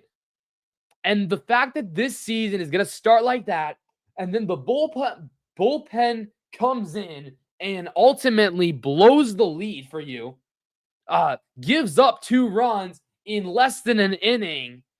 It just is setting the tone for a season that now, even come June, we can say, yeah, that's just Twins baseball. And that, I just don't want that to be the case, but unfortunately, it's going to be the case. And that's why I have this team only winning 67 games this season. Like, it's so annoying that it's also just so real. Like, we're just so used to it as well. But we'll see what happens. Like, Joe Ryan, 5.1 innings pitched, 7 strikeouts, 1 hit, and then the bullpen just absolutely collapses. And Cody Clemens is going to make a pinch hit appearance here. I don't know who he's pinch hitting for. I'm not sure here. We'll figure it out after I see what order we are here. That's high ball 1. Is Rogers still out there? No, he's not. Okay, we got a right-hander. Who's out here now? Austin is Wells. I don't know his first name, but Wells. And then Clemens is pinch hitting for actually Austin Martin. Intriguing. That ball is a strike. There's no way. That's crazy. So Austin Martin gets taken out of the game. That's kind of crazy. That's legit kind of crazy here. So Clemens will either play left field or they'll move Caratini to left field. Not quite sure there. But Tyler Wells, man, all these Tylers and Taylors, golly. Tyler Wells is now pitching for your Baltimore Orioles if you're a Baltimore Oriole fan. The 1-1 pitch here. That's a ground ball. Clemens to the second base side. And he's out number 1. Out number 1 indeed. Wow. Dude, you got to do better. The defense for the Orioles have been really good. I mean, they've turned, 2 or 3 double plays. I mean, that's also bad on the Twins' part. But, I mean, just the defense in general. And, I mean, Pete Alonso makes them even better. But here's Buxton. Could be his last appearance. 0 for 3 so far. And he hits that one foul. Sorry. I think he needs this one. You know what he wants to do. He just needs to get on base. Just get on base, Buck. I can't stand an 0 for 4 performance. That's only what Judge does. We don't want to be like Judge. Don't want to be like Judge here. But the 0-1 pitch, that's taken low, ball 1. Okay. So the count is 1 ball, 1 strike with 1 out at here the top of the 8th inning. Twins down by 2 after a collapse from the bullpen, which is just really unfortunate. It's really unfortunate for sure. But Buxton, the 1-1 pitch, that's it high in the air out to left field. That could land. That is going to land. That's going to find all the way in the corner. Buxton rounding first. He's hustling for second. Is he going to go for third? Yes, he's rounding second. He's going for third. He slides. He's safe. And the Buck Truck has his first hit of the season. And the Buck Truck is on third base with a 1-out triple. Byron Buxton flying around the bags, lost his helmet, and it's a quick triple. If you like Twins TV, you know what that means. It just found its way in the corner, kept rolling. Taylor Ward just had to wait for it, and Buxton flew around the bases. Oh, man, if it would have had a little more arc, it could have been out of there. And Byron Buxton does what Byron Buxton needs to do. He slides into third base, plenty of time, and now Luke Keeschel has a chance to tie the game. The first pitch is taken in for strike number 1. Here with 1 out. Buxton had that nice little celly there. Nice little, it kind of reminds me of the Bones Highland 3-point celly, if you know that. But Luke Keeschel here, 1 for 3 today, as he takes a ball downstairs. So now evening up the count at 1 ball and 1 strike. Come on, Keeschel. Come on, Keeschel. Let's go. Tyler Wells to Luke Keeschel. The 1-1 pitch is coming here with 1 out, 1 on, and that's hit high. Deep out to left field, and it's a little too high. Buxton's going to tag, and he is going to jog in, and Luke Keeschel has the first RBI of the Twins season. First RBI for Luke Keeschel of the season makes this a 1-run game here in the 8th inning. Come on, Lukey. Luke Keeschel, let's go. Byron Buxton comes home on the sac fly from Luke Keeschel. Let's go. Let's go. We're back. We're back in this. We're back in this. Even if our bullpen blew it, we can still come here. Now it's Ryan Jeffers batting with 2 outs and nobody on. The righty-righty matchup. We haven't had a lot of these, but we'll see what happens. 1 for 3 Jeffers here. He's going to take strike 1 low at the knees. Good framework there by Adley Rutschman. And it's now 0-1 to Ryan Jeffers. It's 5:17 on the East Coast. Thank you guys so much for watching. We've been streaming for about 3 hours here. The next pitch is a big swing and a miss from Ryan Jeffers, and he's now 0-2. The exact stream time, 2:42. We've been streaming for 2 hours, 42 minutes here on this wonderful Thursday, March 26th, 2026. Feel free to hit that like button if you haven't already. And if you haven't already, and you've been watching for a while, consider hitting that subscribe button for more awesome sports content from Minnesota sports. The 0-2 pitch here from, oh my gosh, he's challenging. Dude, thank you for challenging that. That pitch was way outside. There's no way that is a ball. A strike. That is a ball. That is not a strikeout. And it is a ball. And the Minnesota Twins remain 3 for 4. They get to keep their challenge, and they're 3 for 4 today on challenges. Let's go. Yes, that was not a strike whatsoever. Great challenge, Ryan Jeffers. Great challenge. That's what we like to see here. Let's see. Let's see what you can do with it now. Just don't strike out the next pitch here. Here we go. Taylor Wells, the 1-2 pitch, and that's a ground ball foul down the third base line. Ryan Jeffers, very smart hitter. Not always consistent, but he's definitely very smart, and you can respect that a lot. Could respect that a lot for sure. We're going to do the 1-2 pitch yet again here. Taylor Wells to Ryan Jeffers, 1 in, 2 out in a 2-1 ball game. The pitch, he struck him out swinging. Yes, he did. Oh, Ryan Jeffers strikes out swinging, and we have played 7.5. Byron Buxton, Luke Keeschel, thank you. You are able to cut the deficit down to 1. but 1.5 innings left, 1.5 innings to go. Twins still down 1. We're going to see what this bullpen can do now. Will Justin Topa remain out, or will somebody else come in? We're going to find that out coming up in just a little bit. Thank you guys so much for watching. Let me grab a little bit more water, so please hold. Thank you very much. And we are back ready to go. Get that water down my throat so we can provide an exciting play-by-play and reaction to the rest of this game. Thank you guys so much for watching. Appreciate you. Appreciate you. We got seven people in here today right now. We've had how many total viewers today? We have had, I lost my count.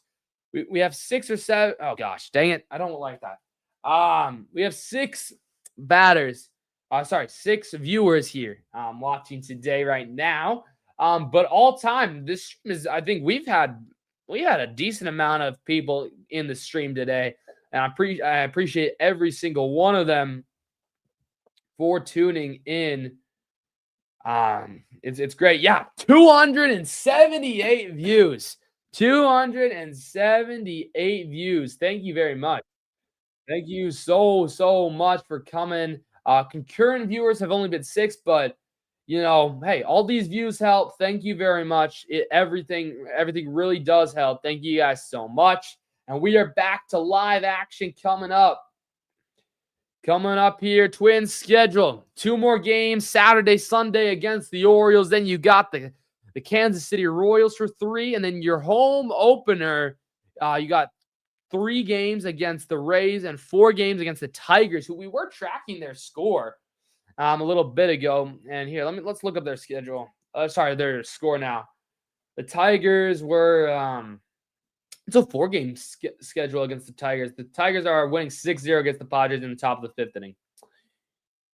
In case anybody wanted to know any more about that, but that's not the score of this game here, as that ball's hit high, but foul from Gunnar Henderson. Taylor Rogers, I don't know if he's related to Trevor Rogers, but this is now the Minnesota Twins pitcher, Taylor Rogers. Last season with Cincinnati and Chicago. Is now 0-1 to Gunnar Henderson, who's 0 for 3 here. That's a ground ball foul. So really, the Stars had been very quiet. Alonso 0 for 3. Henderson 0 for 3. Buxton was 0 for 3 until last inning, where he then finally got a hit. So maybe the Stars will start to shine here in the clutch moments, or maybe not here. We'll see. Taylor Rogers, I think they did bring him in, but it was just a waiver wire pickup. It wasn't an actual signing. Gunnar Henderson, 2 groundouts and a strikeout. One of those strikeouts, he was a strikeout victim of Joe Ryan here. The 0-2 pitch to Henderson. He struck him out. Taylor Rogers, the lefty-lefty matchup. Loved it from him. And he strikes Gunnar Henderson out. Let's go. 2 more outs to go, and then we go to the 9th inning, boys. 2 more outs till the 9th inning. We're getting there. We're getting there. Thank you guys so much. Thank you so much. I can't, stop saying thank you, right? Because almost 300 people have tuned in at some point. Thank you, guys. But now, Pete Alonso. 0 for 2 with the walk. 38 home runs last season. Take strike 1. And on the back end there, another quick pitch here is going to end up with strike 2. And then Pete Alonso is going to call for time. So quickly 0-2 from to Alonso, the lefty-righty matchup. Taylor Rogers to Pete Alonso.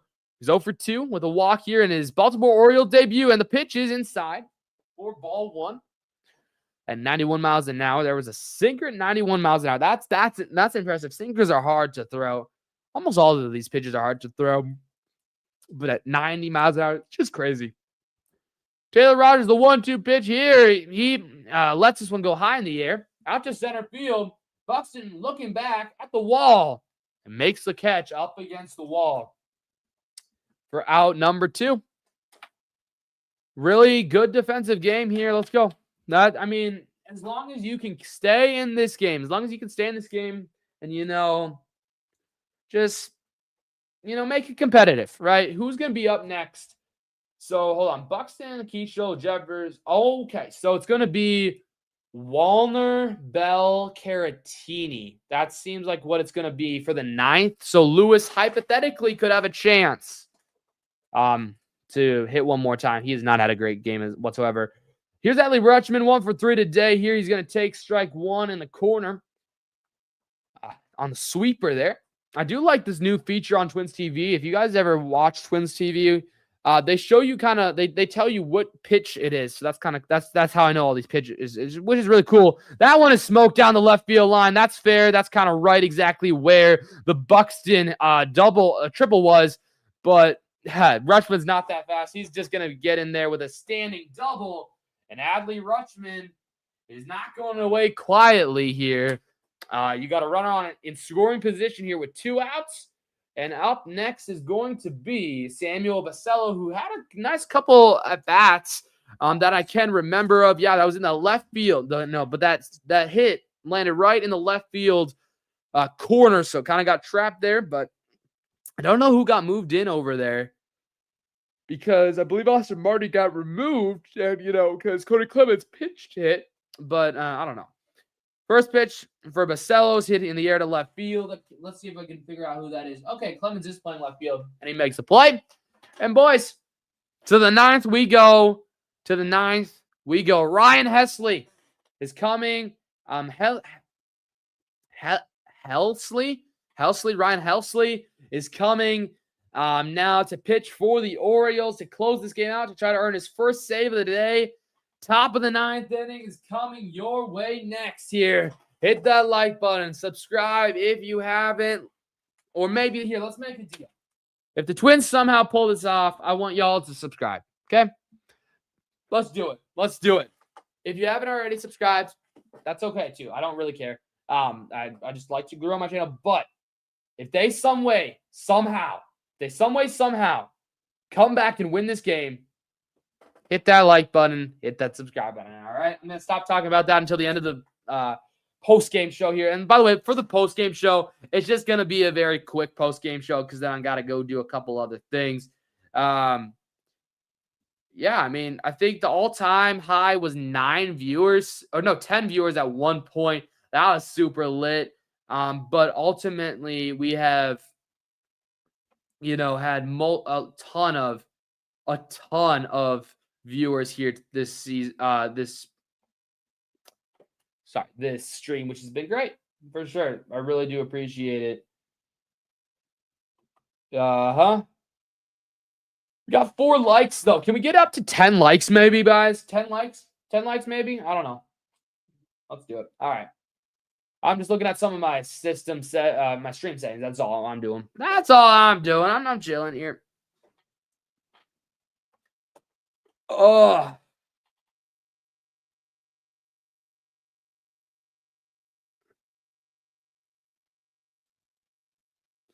Yo, appreciate that, Ramzos. Yes, I do realize that, and I was fixing that. Yes, I was just sitting back in my chair, so I think what I have to do, appreciate that, though. That's great. Thank you. That is exactly what I needed. Thank you. Let me know if it's better.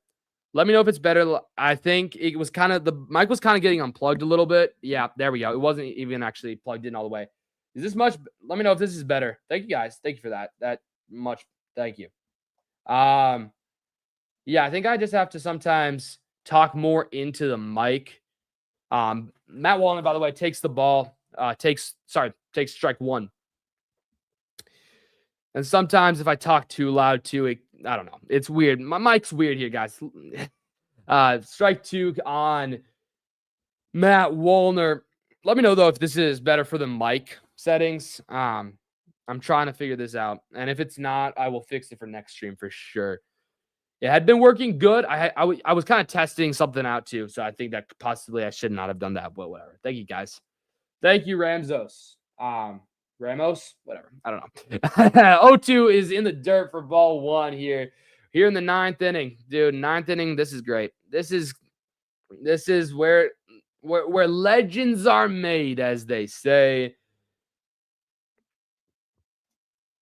1-2 on Matt Wallner here for your Minnesota Twins. Still nobody out here. This is the first batter of the 9th inning. Matt Wallner is definitely capable of doing this here. The 1-2 pitch. Oh, did he go? No, he did not. He held back. And that is now ball 2. I might actually go tune in onto my stream here in my earbud and then just make sure that is going well. All right, 2-2 here on Matt Wallner. Wallner sets, delivers the pitch. He struck him out swinging. Yep, he did. He struck him out. 1 out. 1 gone, bro. 1 gone. Oh, dude, that's so boy. Oh, that's so annoying. I think I just heard the mic, and I think it's sounding much better. So hopefully that's the case for you guys. We're approaching a 3-hour stream here. Here is Josh Bell, the DH, 0 for 2 with the walk. He is a veteran, though. He is known for these moments. He's a little clutch. I do know a little bit. Maybe he can do that as he takes ball 1 here. And now the second pitch of the at-bat is down low for ball 2. If he can just get on base, all you need is 1 run to tie this game up. So hopefully, we can continue. Yay, Bell. Let's go. Yeah, Yay, Bell is right here. The 2-0 pitch here is, ew. Oh, that's a little low. That's a little low. He's not going to challenge, though. It's a little dangerous. I feel like the calls at the knees are the hardest ones to decide. But, yeah, so that's going to be strike 1 there. So 2 balls and 1 strike on Bell, and the pitch is a big swing and a miss. Big swing and a miss there, and it evens the count at 2 balls and 2 strikes here with 1 out.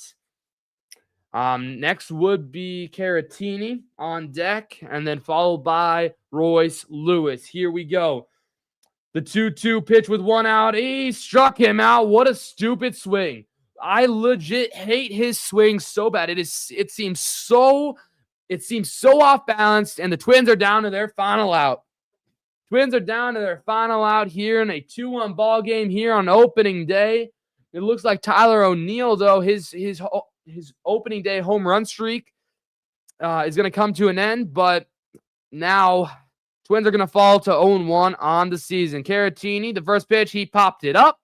Behind the plate, it goes thankfully foul, and we get to live on another moment. Last season, Victor Caratini hit 257, so hopefully if he can hit around there, that would be really good, definitely.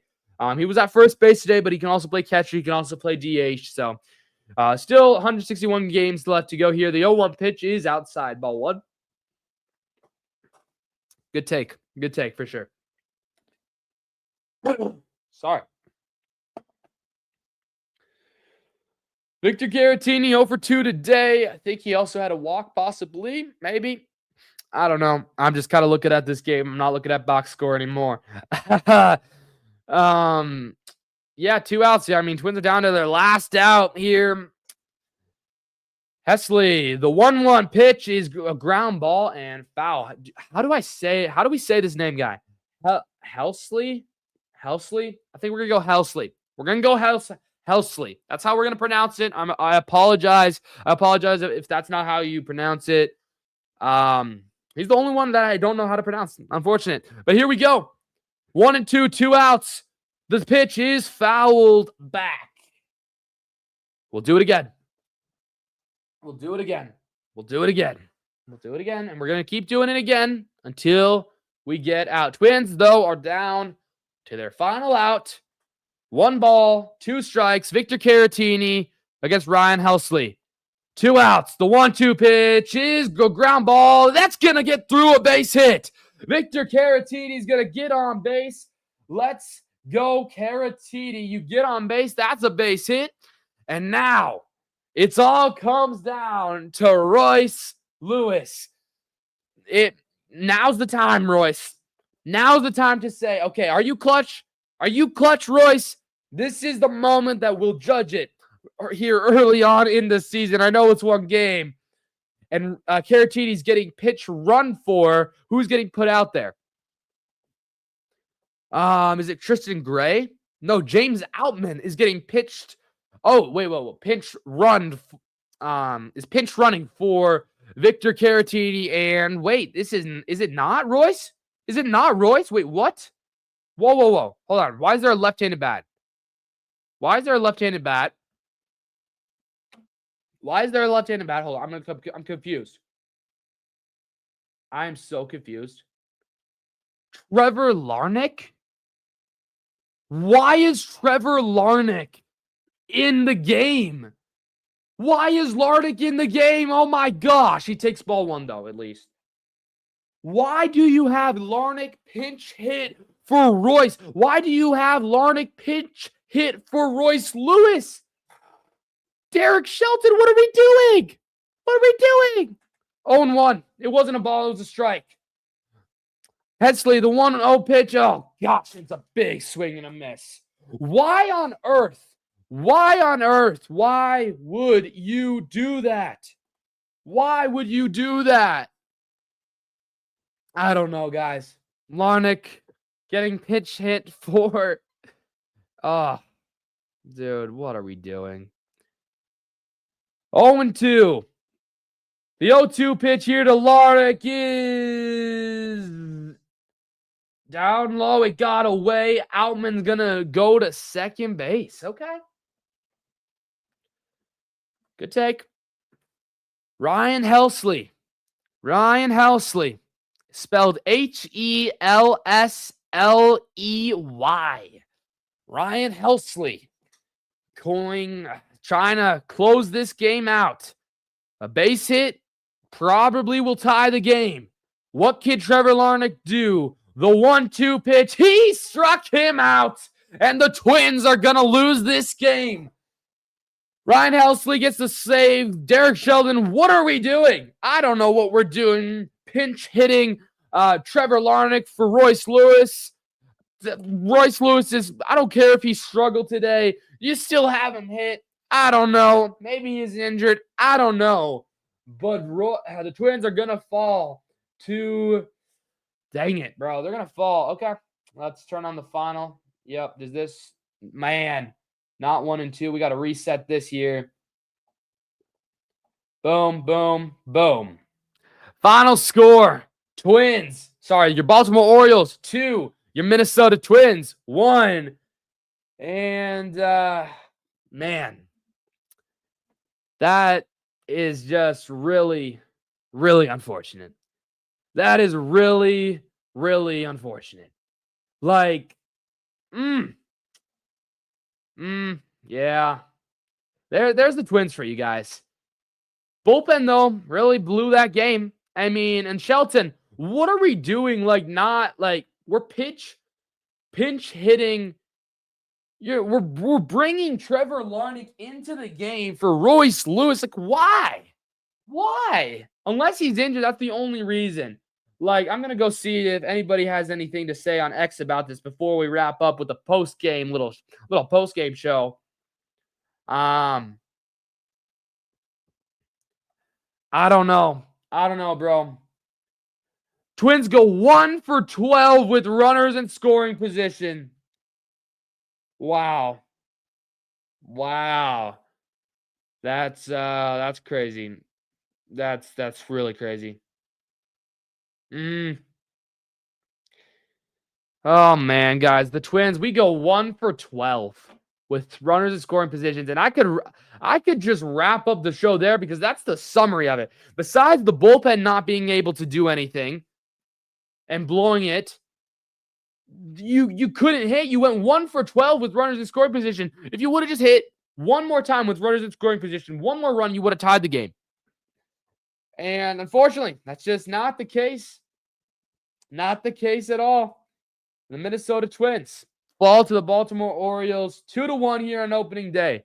Do you guys want a full box score breakdown, or do you want me to just end it here? Let me know in the chat down below. Luke Keeschel had a great sacrifice, sacrifice fly. I like that. Byron Buxton had a good triple. I like that. I mean, Joe Ryan, you got to speak. He was money. 1 hit, no runs. I mean, I guess this basically sums it all up. This sums it all up, you guys. Here, that's just what we're going to do. I found a post here on X. This legit sums it all up. Here we go. whenever it loads. Ah, dude. Why isn't it not loading now? Why isn't it? Twins opening day, a 2-1 loss in Baltimore. Bright spot. Joe Ryan was dealing 7 Ks, 1 hit, no earned run over 5.1. Not so great. Went 1 for 12 with runners in scoring position, left 7 on base, and grounded into 3 double plays. As well, I would like to add your bullpen blew it. That's the sum. That's the summary. That's all we have to do. And I think that's all. I think that's all I'm just gonna do. I don't really feel like doing a post-game show. Do you guys want a full breakdown or no? I think that's what we might just end it here. Thank you guys so much for watching. We're getting to, it's going to be a 3-hour, 5-minute stream. Thank you guys so much for watching. You really didn't have to spend so much time. Thank you guys. If anybody made it the full time, let me know in the comments of this video that you made it the entire time. That's great. Thank you guys so much for watching. Don't forget to keep God first because he's the most important thing in your lives. And I'll see you guys in the next one. Have a great day. Peace.